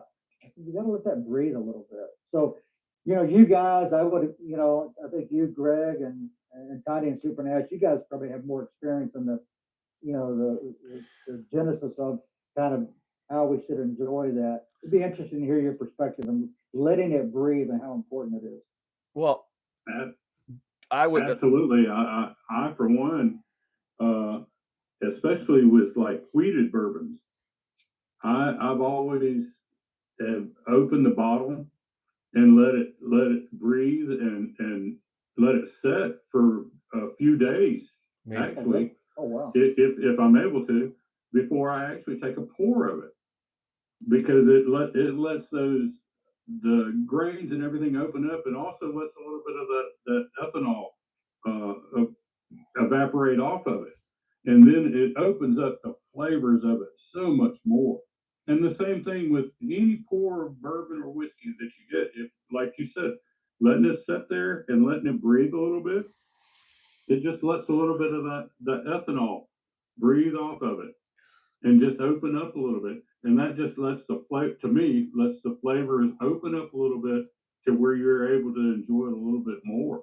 Instead of the burning sensation that a lot of people, which when they first taste it like that, that's what really first kills their to me, I think, kills their taste buds, and they're not able to really sense what they're really able to taste. And I'm sure That's my opinion. Tony's got something to say, but Rick and I, we do these tastings all the time, right? And these, both men and women will have a little shot glass or a little 1 ounce, and they'll do this thing right now. And Rick and I, we're like going across the table, like, you don't shoot bourbon like that. You just don't. It drives us crazy. Well, there's times like maybe if you're just like you're walking in and it's about 10 minutes till the concert starts and you got to go through security. Then you might do something. You might finish the bottle or whatever and throw it away. But I will tell you that as a podcaster, I have to open up a lot of bottles, and I have my ones that I like to go back and forth to. But out of the 925 bottles or 960 bottles or whatever I have, I would say at least 875 of them are open. And I would say there's a sweet spot between 6 and 8 months where the bottle, when you revisit it, tastes almost, and it's usually a positive effect that if it just sits and it's able to breathe in that bottle without that pressure of the cork and whatever, it just completely changes the oxidation of it, just changes it to usually the benefit. I mean, and weeded does it probably the most. Now, some of my it's bizarre to me because there's bottles I have and now they've been open. Some bottles have been open almost 6 years, and I'm almost ready to see revisiting it. But I also know when it gets down to about at least 2/8 left, you got to start to really kind of push it because otherwise it's just going to evaporate. It's funny because a lot of the bottles sit and there's no children living at home. My wife's the only one. I'm the one that she usually she goes, if she wants something, she's like, pour me this, pour me that. And I do that. So I'm in the managing of this collection down here. And I'm telling you, sometimes some of the bottles that I'm like coveting, I'm like, who's stealing my bourbon? And it's coming down to, it's just getting a little bit lower because you're not drinking it. That's funny. That's one of the ways that I learned about this was my wife is from Ventura, California. And before I ever got into bourbon, and her parents still live out there. We were just out there back in April for a couple of weeks. And so they always been into wine and got me into wine and all that. And I've learned a lot about wine. And learned about letting the wine breathe or aerating the wine as you pour it into the glass and all that, as to how much better the flavors come out in the wine, or the oakiness, sort of leaves if you let it aerate a little bit and all. It's amazing how it changes. Even at the end of the night, sometime I'll walk back to my glass, whether it's a Glencairn or whatever, and I just got my nose and I'm sniffing and smelling, and my wife is like, "What are you doing?" I'm like, "Man, the nose on this is so good. And there's nothing left, right? It's just what was coated in the glass, the empty glass." And that's when you get those true, whether it's the confections or the oak or the woodiness or the, whatever it may be that's in that particular mash. I don't know. The more, obviously it's different, right? If you're a consumer versus somebody that's making it, but when you make it, And I gotta imagine, Greg, you scratch your head, you're probably full of frustration because you have so much knowledge of how it's made and what it should taste like. And, you know, your frustration must be, pretty high sometimes when you're tasting certain products because you know it's not what it should be. And, you know, just, I'd hate to live in your head, you know, when it comes to It's bourbon. not an exact, yeah, it's not an exact science, you know, and I didn't respond early because I wanted to hear what Super Nash and Tiny had to say, but they were both spot on. And, you know, that's why a lot of high-end restaurants, you know, you go to wineries for tasting, they'll actually take the wine and pour it in a carafe. It kind of opens it up and it allows that alcohol to dissipate and really pulls up and brings the true flavors to the forefront after that alcohol dissipates. And I agree with you. Same thing with whiskey. You know, whiskey's a much higher alcohol content. So if you let it breathe a little bit, let some of that alcohol dissipate. The same thing, you know, I typically, when I taste whiskey out of a barrel, I'm doing sampling, I'll drink it neat in a Glencairn. And then I let it sit, let it rest, let it open up, taste again, and then the third time I'll actually put an ice cube in. Let that ice cube likewise will open up some of those flavors and further kind of give you a different perspective of what's actually in that bottle or that barrel. Fascinating. I do. That was one of the things that I learned when I went to bourbon, executive bourbon steward school, was when you added the water to it, and that it truly amazed me is when you added a few drops of water or like an ice cube to it, and how much it changed the flavors and the aromas of whiskey. It's totally different, and it just opens it up so much more, and allows them, I guess, to escape more or something. It was just amazing, and when I learned that. You know, when we first came out, we had that same problem to a certain degree of whiskey evaporating because I think Mike, you told me a story. We had a friend call us and say, "Hey man, bought a bottle of bourbon and there's something wrong with your bottles. They're defective." Immediately, we were thinking, you know, pardon my French, but shit, what's going on with our bottles? So tell us what's happening. He goes, "I don't know. Every night there's about 2 ounces that evaporates out of that damn bottle." Because we thought seriously something's wrong with our corks or something. It's just giving you crap. Us, you know, so we had the same problem. He called me. He called me off guard. You know, when you're starting a business, you know, you're dealing with corks and labels and boxes and, you know, cracks and all kinds of stuff. It's a lot of issues you're dealing with. And he calls me up and goes, "Hey, like Rick said, he goes, I'm losing a couple ounces a day." But when he called me up, he goes, "Something's wrong with your bottle." And I'm thinking, oh my God. I mean, we spend a lot of money on those bottles you got there in front of you. You know, Tony, that bottle comes from France. That bottle has a little bit of sand from the area of Normandy. That's a very clean, crisp bottle. These bottles, they're not Continentals, they're not that's cheap. All the same bottles. All the same bottles. And everything we put into that bottle, there's probably 9 to 10 different images, if you will, that are hidden within that bottle. You can look at it and not tell, but there's a lot of meaning to that product. In addition to the four-sided bottle. Amazing. The four-sided bottle has a meaning to it. There's a reason why it's four-sided. You could go round, you could go all kinds of shapes. There's a reason why it's four-sided. And the number 4 too, Mike. You might want to tell them about the number 4. I was gonna say something earlier about the four-sided when we were talking about it, is that I like the fact that it was four-sided and that it attributed to the 4 branches. Right. A lot of hidden meaning there. And you guys, you're probably familiar with what the 4 logo means, or that 4. Do you know what there's 5 different elements to that 4. Are you familiar with that? No. All right. So if you look at that bottle, as Rick is holding it up right there, the very bottom of that 4 has a ground, almost like a ground effect. Got that small arch over it. Right. That's the foundation of the logo. That represents the U.S. Army, the foundation of the U.S. military. That's the first branch. That's the foundation of the military. That's the foundation of that logo.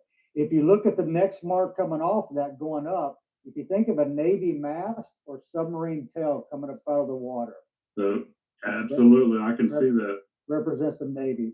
If you look at that thin mark that goes horizontal, if you think of the Marines, the Marine is often represented by the bayonet or the sword. Yep. It's the thinnest and the leanest branch of the military, by far probably the deadliest, but that represents the Marine Corps.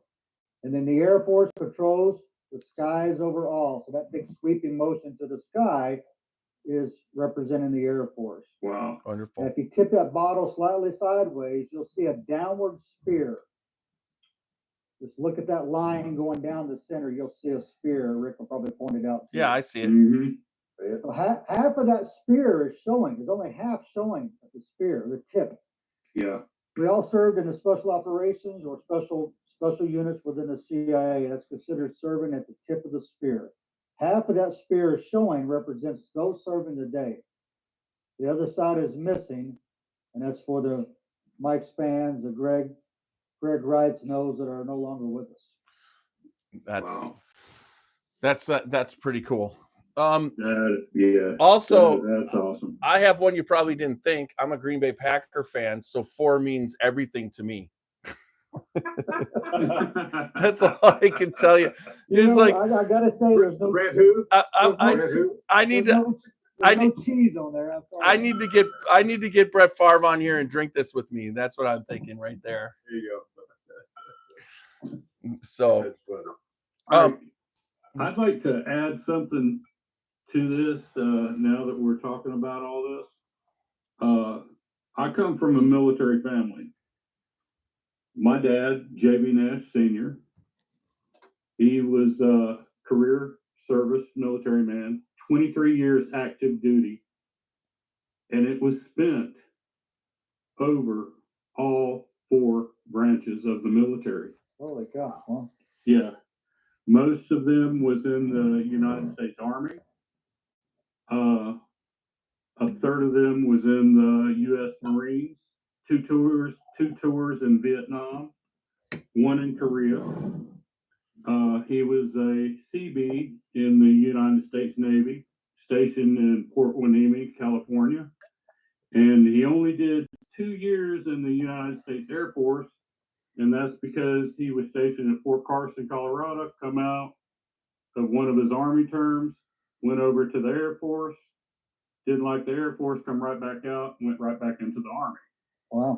wow. And he had 10 kids, and we were born all over the world. Me being born in Germany, brother born in France, some in California, well, a sister in Port Hueneme, California, while he was in the Navy, and some in Colorado Springs while he was at Fort Carson, and the rest here in South Carolina when he was in the Marines. Holy cow! We should have your dad. We should have your dad's name on his bottle. He's a 4 branch. Yeah. So when I saw this 4 branches and all this, and saw that y'all were coming on, and I immediately, like I said, had to jump on, and I grabbed some bottles, and it was so special, and I just wanted to share that with y'all, and I was just elated that you guys, all 4 of you guys started this brand over the 4 branches, and then wanted to tell you guys how much special meaning that it has to me. And I'd like to raise a glass now to my fallen father of the 4 services, 4 branches. Here's a JB. Awesome. cheers. J.B. Nash Sr. Oh wow! Thanks for sharing that. Remember. That's what Rick said. We did some videos a while back. We wanted people to kind of jump in. We think it still will take time. We wanted people to do exactly what you just did, and that's share what you shipped to remember. Yes. That's incredible. I think thanks for sharing that, because I think everybody's got those memories. My grandfather was in World War One. Yeah. He fought in France, and unfortunately he died when my dad was 10 years old. And my dad, 17, joined the Army, went to the Korean War. He was at the DMZ, and he fought. And then I had 3 uncles in World War II, France and Germany, and I was in the first Gulf War. My son was in the second Gulf War with 10 tours in Afghanistan. And people ask me why I joined the military, and I'm like, dude, it's just all I know, right? Yeah. And then you have people like Rick, whose family didn't serve in the military, but he had an instinct to give back to the country. That his father was a successful immigrant to the U.S. and wanted to give back. Everybody's got a story, right? Everybody's got a story, and everybody wants to sip to remember something in life. And there's a lot, to Rick's earlier point about sipping to remember, not drinking to forget. Yeah.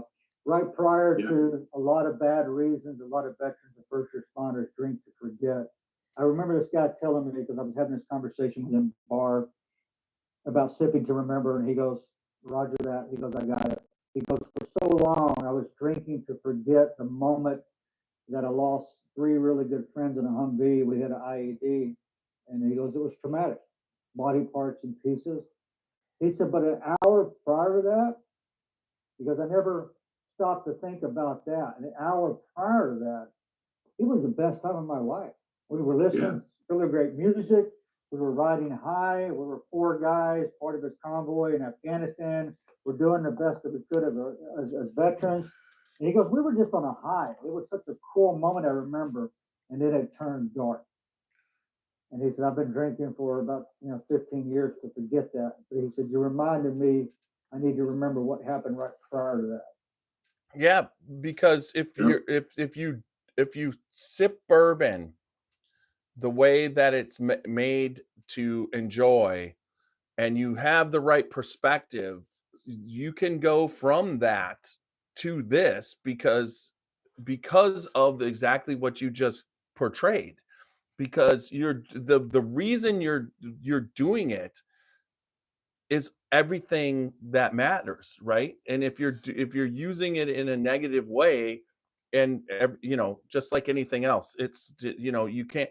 But this bourbon boom really, in my opinion, has taken the sipping part and the lifestyle up to the point where this kind of thing matters. It's what brings people together. It's the glue that connects everything. And that's why the industry, we were talking about the industry, that's exactly why the industry's like that, because of the fact that people that are making it understand what its true purpose is. It can be abused just like anything else. I mean, people come to me all the time and say, "Oh, this is bad," and it can whatever. I'm like, "So can food be bad?" They're like, "What?" Yeah, if you eat McDonald's, 3 cheeseburgers and 2 Big Macs a day, it's going to be bad for you. It's the same thing. Bourbon and whiskey is no different. Yes, but a lot of people, this can, you don't want to use it as a crutch, and you don't want to use it as, it might get you through sometimes, but overall, I like to think it like if you're like your father, Nash, when he passed away, it's traumatic, but at the same time, he loved bourbon and he drank bourbon, and you drank bourbon, but you drink it in perspective to honor his memory, opposed to forget that he's gone. And that's Mike Rick, that was another thing that my dad, he became an alcoholic, but he liked mostly his favorite was like Jim Beam. So, and traveling all over the world and stuff over the years, and when the decanters came out, he started collecting all these decanters from like Jim Beam, Wild Turkey, J.W. Dant, and all different kinds. And so when he passed away in '99, I was 5 boys and 5 girls. I was the only one that went into the service out of those 10 kids, and I went into the Army. So his collection, so when he was collecting these decanters, well, my mom, she'd see these decanters when he'd bring them in, it was like, well, you're not going to open that one. It's going. She'd put it up on her shelf. So that's how all of a sudden he had accumulated, or my mom had accumulated over 50 something decanters that were full. So when he passed away, and then my brothers and sisters like, well, you were your dad's son, that went into the service. You deserve all these, and then all the pictures and the accommodations awards and all that, because he's got a presidential accommodation from being serving in all four branches too. Wow. And I got all that stuff. And but I've got all these decanters, and that's one thing that I do is each year when we come up on our Kentucky Bourbon Tour, or during the Kentucky Bourbon Festival, we go on a bus tour. Is I always bring one of these old decanters and open it up on the bus tour and share with everybody. That's cool. And all. It's just and that's, it's just so much fun to do that and let people taste this stuff. And I know, like I say, my dad's looking down, and that's what makes me feel good. Oh. And I never got into whiskey and bourbon until like 6 years ago, in 2019. And that's about the same time I met Jeff, when I came through the Kentucky Bourbon Festival and happened to see his picture on the festival page, that he was presenting a picture to Fred and Freddie Noe that he had painted. And I just started following it on Facebook. And I just messaged him, hey, I just found an old Booker's bottle. And so that's how we became brothers from another mother. That's awesome. But so that's how all that became about. Although we do have two decanters that are the same, and that was they were your mother's. So I honor that decanter, because that was one of a lot of the decanters that survived really well were the ones that Super Nash's mom coveted. Yeah. Like I said, if she'd see something that looked really nice and all, it would go on her shelves and all, where she collected stuff from all over the world, and ceramic stuff and all this. But when he brought that decanter in, nope, there it goes on the shelf. She was a smart woman, right? Yeah, she was. All right, guys. We should wrap up. We should get ready. Summarize. Give us your website and all the information, how people can, find out about your bourbon and get it online. Just give us all the information there, and then we'll summarize that up. We'll end the audio at that. After you do that, I'll do my little thing. We'll end with our favorite song, and then if you don't mind, I think it's getting late tonight. We'll just end it on Facebook. There's a couple people who have a couple questions. Maybe we can take them and you guys can answer them. A couple quick ones. All right. We're here. Yeah. First of all, Tiny and Super Nash, thanks for having us on your podcast, and Greg, thanks for joining us and kind of bringing us into this family. If you go to FOUR, fourbranches.com, you'll see all the story, and you'll have all the links and information. If you're in one of the 7 states I mentioned, you can go out. There's a find locator, put your zip code in it. It'll tell you where the nearest location is. And that, again, is Kentucky, Tennessee, Virginia, DC, Maryland, Florida, and Arizona. You can order your product. We ship to 39 different states. And that's where probably half of our products go out through DPC. You go to YouTube, you'll see probably 30 to 40 different videos. We were on Fox and Friends last weekend. A few months prior, we were on the NBC Today show. We're very apolitical. We don't get into it. Nope. We're 4 guys that have served our country and done some pretty Dangerous. Unique things. It's hard to describe that, but we bleed red, white, and blue. There's just one thing we feel we need to do a better job, and that's bring our country together in a more unified area. A country divided cannot stand long. You just can't do that. So we want to bring people back closer to the middle, and that's why things like this, sitting around telling stories and reminiscing about your dad, Nash, that is so cool. That's exactly what it's about. And honoring those individuals. So thank you guys again for allowing us to be part of your show. And only have one question, and that's, where'd you get Scotchy Boys at? Where does that come from? The Scotchy Bourbon Boys. Scotchy Bourbon Boys. So we are not what would you say? We're bourbon heavy, but we also look into other brands. So we were whiskey, Scotch. So initially, when we were trying to figure out what to do, we were tasting a lot of scotches, and Will Ferrell was Anchorman, and his favorite thing was Super Nash. God. So that's where it is the came movie, from. yeah. So we're like, well, let's do the But Scotchy Bourbon Boys. But to be honest, how they really started becoming bourbon and whiskey heavy is because when I messaged him back in 2019 and I was able to get things down here in South Carolina that he couldn't get in Ohio. And it's like, well, how can I get it? Well, I'll ship it to you. Well, I don't even know you. It don't matter. I shipped it up to him. I was shipping him barrel picks of 1792 and stuff like that. Knob Creek. And so then all of a sudden, I was getting things from all over. And so it's here, you got to taste this. Let's taste this on the podcast.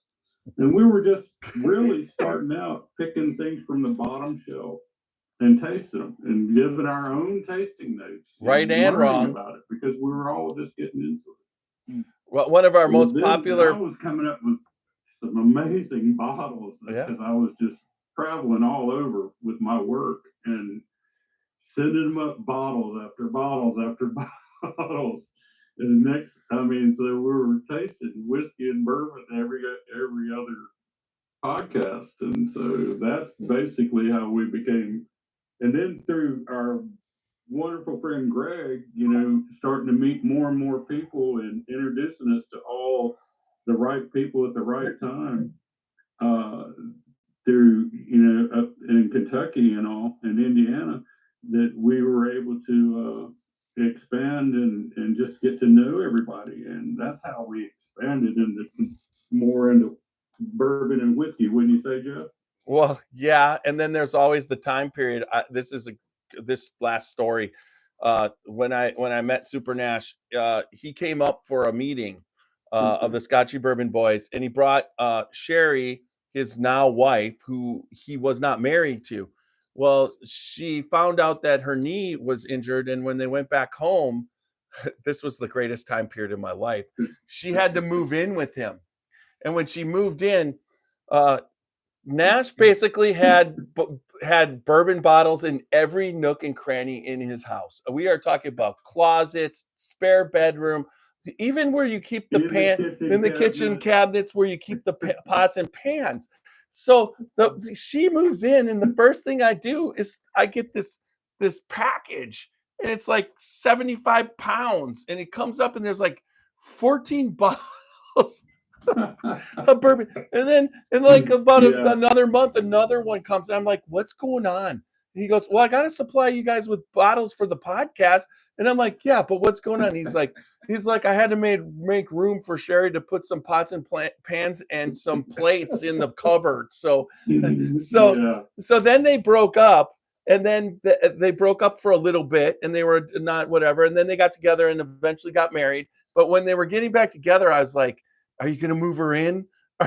Because I was just like wondering what kind of, because he probably filled it all again. So it was a great story. That's what bourbon does, right?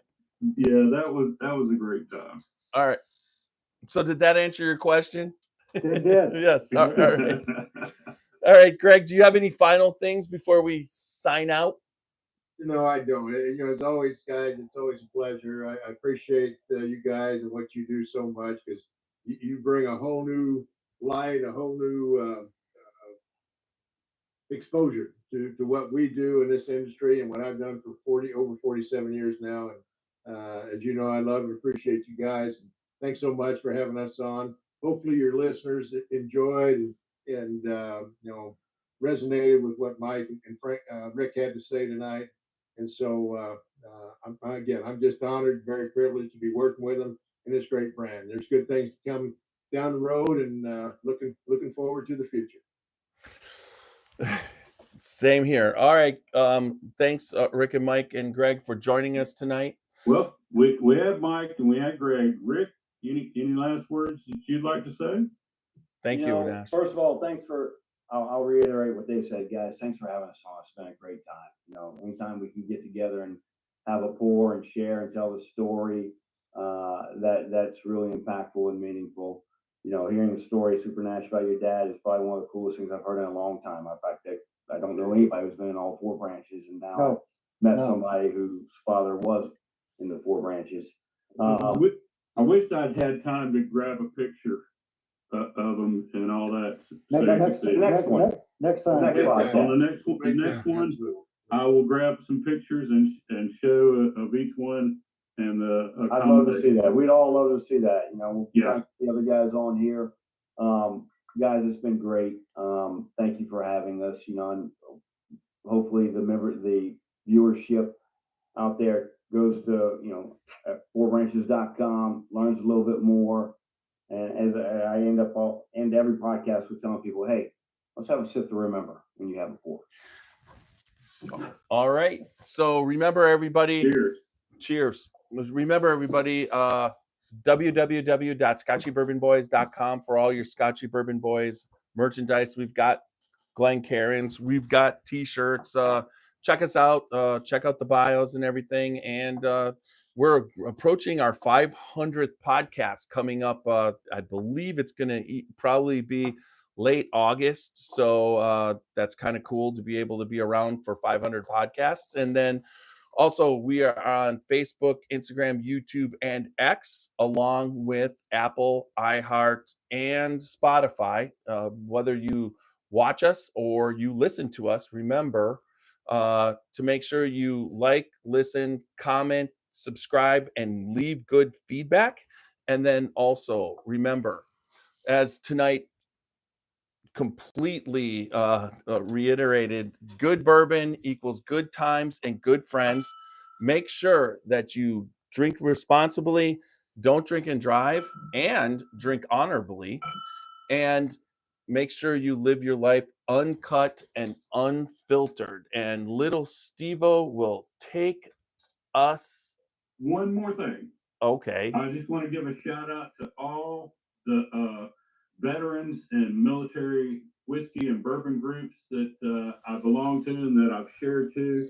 I appreciate each and every one of y'all listening, tuning in, watching us, and like us. And give these guys a like. Go to their website if you can. Patronize them, and because they're doing great things. And just want to thank each and every one of y'all and every one of y'all that have served. Thank you. Thank you, Super Nash. Little Steve-O's going to take us out.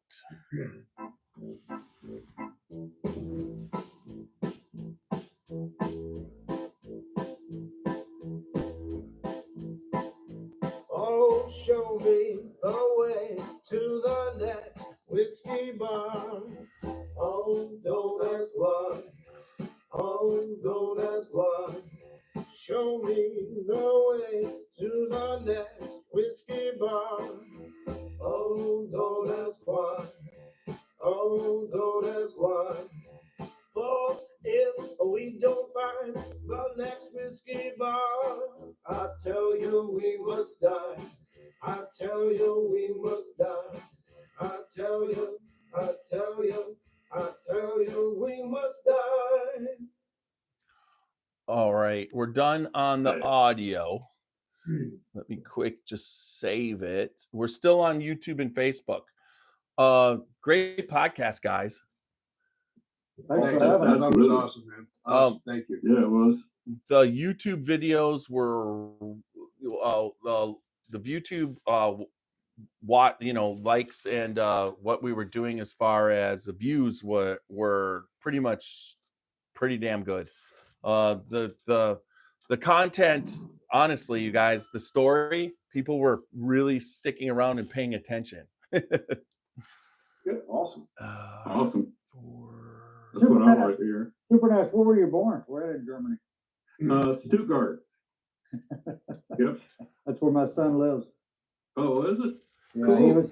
I spent 6 years at Ramstein. He was two weeks old. We took him over to Germany, and then we left when he was 6. When he went into the First Armored Division, his first tour was Baumholder, Germany, and then he spent about 12 years in Afghanistan, Iraq, and then I had to go pull him out because about that time our grandkids were 4 and 7. I'm like, dude, you're done. I got to get you back home. Yeah. And then he got in another position with the military. He's in a government position. He's not in the military anymore. But his first assignment was in Naples, Italy, for 3 years, and now he and the family are in Stuttgart, Germany, for 4 years. And we were just there a few months ago. But such a cool place. Oh wow. My one of my next to the oldest sister, she just went there last year and actually went to the barracks, which are now apartments and all, and got some pictures out in front of the actual apartments and all that or the barracks that we used to live in and all. I was born in '65 there, and my birth certificate is mostly in German. So even though that I was born on the military base. So you're almost technically an cool. immigrant. So cool. Yeah. Hopefully, in about another 3 months, our bourbon AP Army Air Force is picking us up. We're already in several of them. We're in several next stores.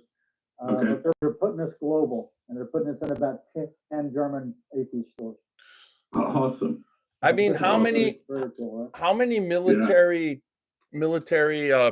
brands are in the military store? Are you guys like the one? I mean, you've got if you look at Horse Soldier, Yes.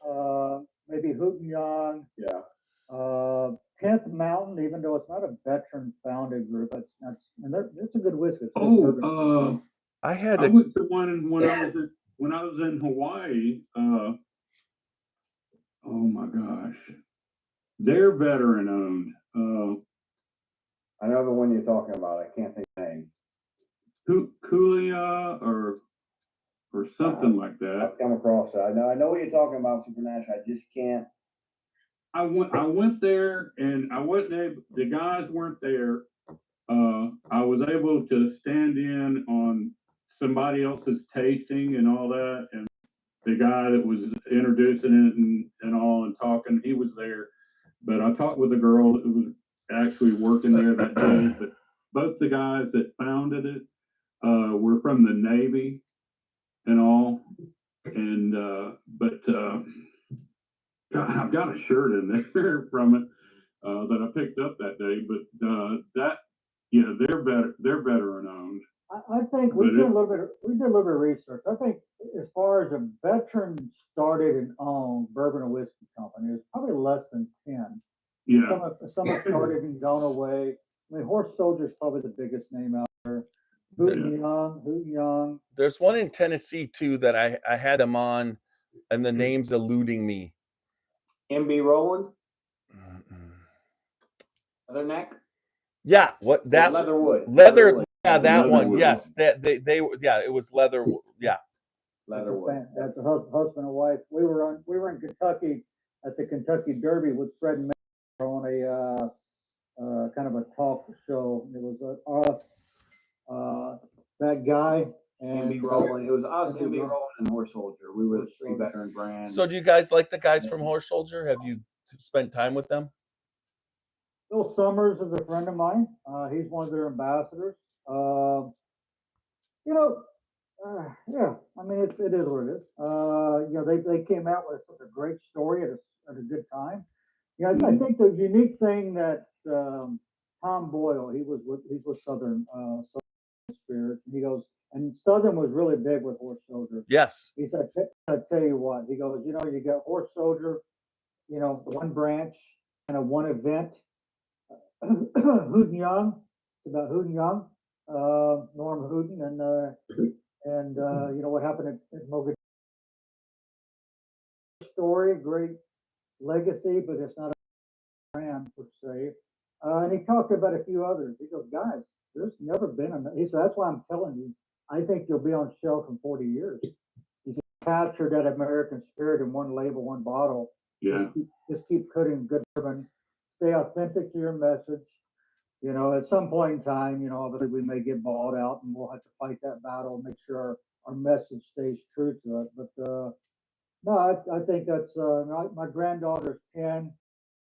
And funny that she's 50 years old. She can walk into a restaurant, walk into a bar and go, I want my grandfather's Four Branches Bourbon. And let me tell you his story. 40 years from now, it's kind of the vision I have with what Tom told us. But yeah, there's very few. To your point, Connie, there's not a lot out there as far as a veteran truly owned. A dozen or so. Well, Less. honestly, I mean, hanging out with Fred Minnick, I mean, that is a really smart thing. cool. I mean, So, that's some yeah, pretty cool. damn good marketing. People respect his opinion throughout the industry. There's no doubt about it. And then everything that you guys have been doing is what you need to keep doing. I have a 10-year-old grandson also, and my thing is what I need video editing. There's so much more as I get closer. I'm 60, and I'm looking forward to when I retire, doing the podcast full time instead of right now it's full time hours, but it's like I got 2 full time jobs. But I'm so looking forward to that, to working with him. Then the day he turns 21, I already have the special bottle that I'm opening with him. So, I'm sure he'll have sampled other stuff before that I won't have anything, but that'll be the bottle that we celebrate with. So, Sure. Yep. We always talk about that whole marketing aspect. That's a big part of what this business is, and it's so hard, it's exhausting. But we always joke about we got to find that really great 12-year-old because they know how to do this stuff that we just don't understand. It's crazy. You almost just answered the question that I was going to ask. I meant to ask this during the podcast, Rick and Mike. With adding Gregg, is Gregg and Gregg, knowing so many of the other people that they have on their team, and I imagine you've worked with a lot of them, the guys from Brown and Foreman and all that they mentioned earlier. Is Gregg like the final piece to the puzzle to your team, or you kind of need more, or are you guys sort of at the point like right now? Do you have all the guys to the puzzle? We probably have what we need at this point. The only thing that would happen next potentially is we reach a point to where I'm the managing principal. I took on the full-time role, and Rick is kind of the COO, if you will. But he still has his daytime job. There may come a time when we have to bring on an industry CEO to take it to that next level. It depends on how things continue to roll. There's a scenario that we could merge with a brand. That's looking for sort of add something like us to the portfolio, and they already have a CEO and a COO and the team, and we just get absorbed into that brand potential. All under a big house. Yeah, so that's the potential. But if we had to do this on our own for the next 10 years to kind of continue to elevate it, there's going to come a point that Johnny Manuel's not done this full time. I'm going to do this full time. Gregg's not going to do this full time. I just turned 62 yesterday. I'm not doing this another 10 years. So there's going to have to be a time when the four of us, we realize we'll get ahead of our skis and we need to bring in an industry person to take it to the next level. But, Gregg is definitely, the story. He was a missing piece. It's a missing piece. We knew we couldn't keep using Steve Nally's name. He's been great. We were just with him a few weeks ago. We were in Kentucky and we spent some time with him. He's a great guy. He is really a super human being. Absolutely. But when Mark Irwin reached out to me like a few months ago, and he goes, "Hey, if you guys ever looking for a master distiller, a blender, somebody to really make sure your quality continues," he goes, "This guy knows more than I'll ever know." And he introduced me to Gregg, and I'd seen Gregg's name before, I'll be honest, with Chicken Cock and some other stuff. So it was sometimes the stars just align. And, that's right. We try not to. We've been around long enough to not try to force a square peg in a round hole. It just falls into place. But we've been blessed. That truly been blessed. I agree with that statement. Yeah. It's like people always, even if I'm I've been at a bar after a festival, and it's the same exact thing for me always with bourbon, is that I never force it.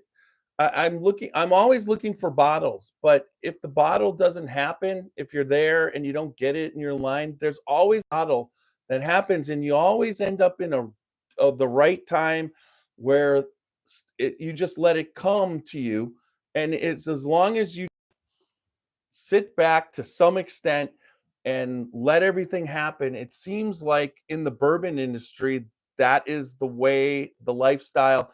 And instead of trying to force it, it naturally just happens, organically. And that is like a key to everything. And I mean, one night I was sitting at the bar in Frankfurt. I think it's called the Capitol uh what Cellars or Capitol Library. Anyways, I'm sitting there, and the girlfriend of one of the distillers is like, you're just sitting here. They're all over there by the bar, and they keep bringing you pours.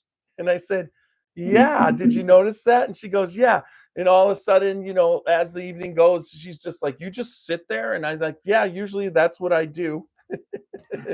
I just let it happen, and it's just like it's so much more enjoyable and relaxing to let something happen. It's not that you don't worry and that you're not working hard, but it's always there's the right person at the right time, right? And we always Capital joke, reasons. if we were bourbon as a company, we would just now be legal. We're only 2 years old, so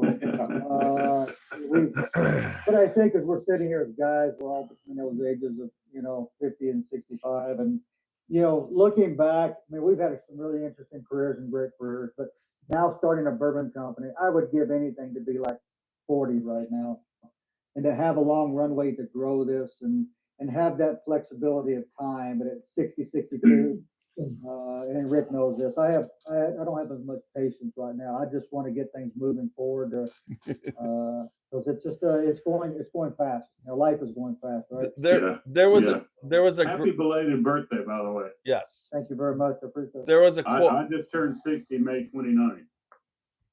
That light is getting brighter at the end, right? Yeah, it sure is. Well, that's the reality. There was a quote. There was a quote from Gregg right when we met him, and he was starting to lay down the chicken cock whiskey, and I was talking to him, and he's like, yeah, in 4 or 5 years this stuff is going to be, and he goes, God willing, if I'm around. And it's just kind of, and that's the same thing, that's the one thing about bourbon is it spans multiple, in some cases multiple lifetimes. What somebody laid down 25 years ago, and even some of the stuff that Booker's laid down, and then he passed away, and then Booker's Rye was released in 2016. It's something that just stands the test of time, and also defines the history of America. I mean, in 250 years ago, when the armed forces were drinking whiskey, they were drinking versions of bourbon. Marines were founded in a bar. Right. Yeah.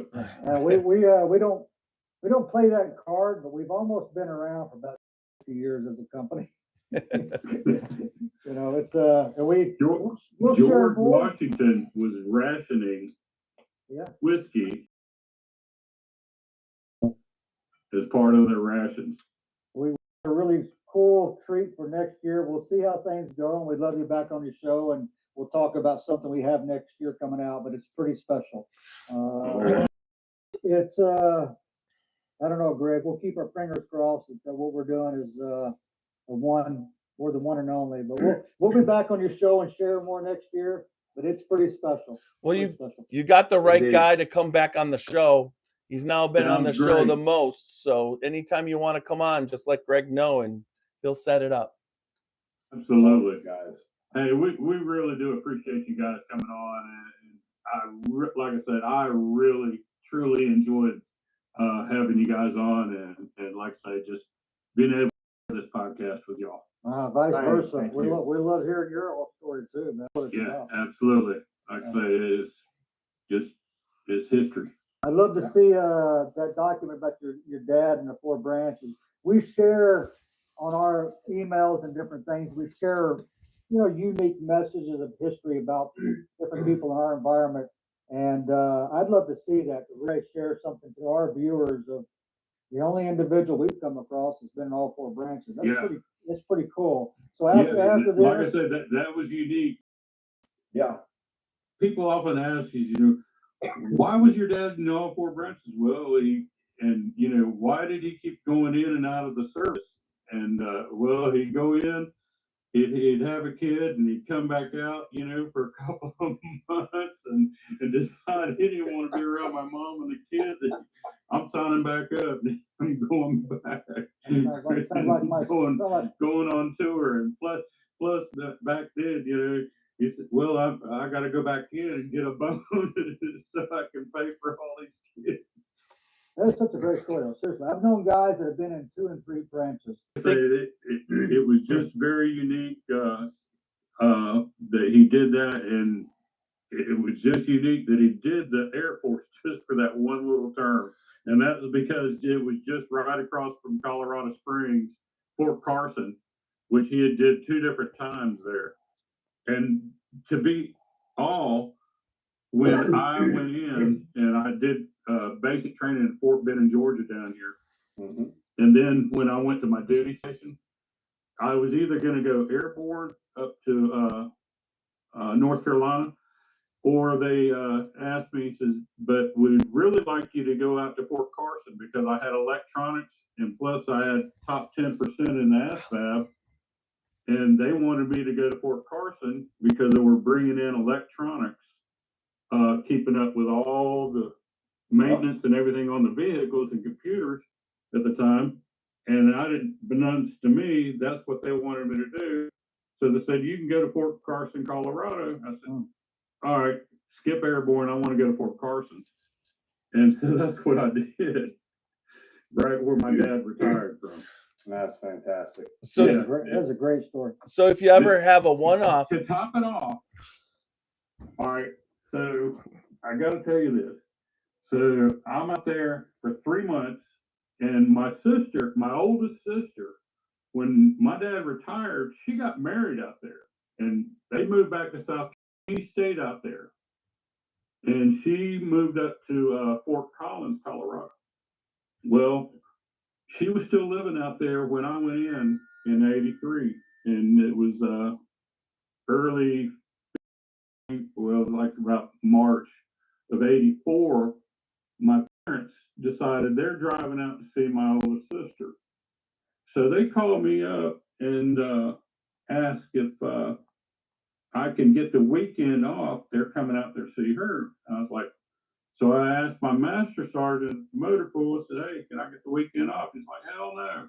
He's like, you ain't even been here long enough, you ain't getting the weekend off. We got stuff to do. So I called my dad and said, no, I can't get the weekend off. So he said, well, we're coming up anyway. I'm coming on. I'm gonna go on to the base and get my cigarettes at the APs and all that stuff. And anyway, so the next day, all of a sudden, I get a call, said, send Nash over. My dad came on, walked into the first sergeant's office, sat down. And when the first sergeant walked in, they introduced themselves. It just so happened the first sergeant of our battalion there just happened to be a PFC under my dad. Oh, wow. When he retired. So immediately he called up my master sergeant, said, send Nash over. He's going away for the weekend. I caught hell for the next 6 to 7 months because of that. From my master sergeant. But anyway, it was just unreal that my first sergeant used to be a PFC under my dad and all. And so it's a small kind of cool thing. Small world, and the whole veteran community. It's a small community of veterans, and then you take the special operations, it gets smaller, and then you take throw in a little CIA and special teams, it gets smaller. Rick and I were talking one day when I was after I got out of the Air Force when I was in the agency. one of my first overseas with a small group that Rick was talking about. I was in. Rick was sitting off the coast of Coast, and Rick, didn't you and RJ or Harold cross paths? You guys were on. What was the deal with the Kosovo? There was another. Harold was in country. He was in country. I was in Kosovo. We sit down, guys, on some of our assets. There's a map. It looks like the Indiana Jones map, and it's got a bunch of dots and a bunch of cross locations. Got that right there. We sat down one day and said, "Well, I was here when you were here. I left Germany. I was in Germany in 86 to 92. Harold and I crossed paths in 87 in Germany. It's ironic how many times we crossed paths in the last 25, 30 years in different places around the world. I was just supposed to go over to Germany, the 4th Infantry, 2nd and 34th Battalion. We were just supposed to go over to Germany, but I actually got out 3 months early and all, instead of continuing on to because my whole unit was going over there, and they were going to be over there longer than when I was supposed to get out. And so I went ahead and chose to get out and all. But yeah, they were going over to Germany for maneuvers and all that. But they were going to be over there like 9 months over there and all. But I was supposed to get out while they were over there. And so they let me out 3 months early. Yeah, and I kind of now wish I wish I would have just re-upped for another year or so to stay in and do all that. But you know, hindsight's 2020. No regrets. No regrets. Yeah, no regrets. That's right. Connie, Greg, Yep. Ash, thank you guys. We really appreciate it. Mike, All right. Rick, great to meet you guys, and look forward to your future and meeting you guys in the future. 100%. Let's make that absolutely, happen guys. too. Yeah, we definitely will. Keep putting All good. right. Thanks, guys. It was Hey, awesome. Greg, thank Appreciate you it. and again, brother. Love you, man. Okay, I guys. appreciate you guys too. Thank you, man. Take care. Keep putting good shit in the bottle. We will. All right. We will. Right. That's a promise. All right. As long as Greg's around, it's always going to be good stuff. That's true. Hey, we know that for sure. Thanks, See you. guys. Thank, All right. thank you again, Good night. guys, for what you All do and everything. Appreciate you. Cheers. Bye. Cheers. Good night. All right.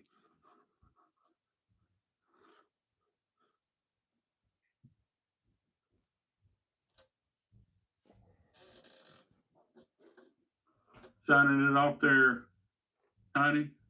Well, I could talk for a couple minutes afterwards. Just talk about what's coming up.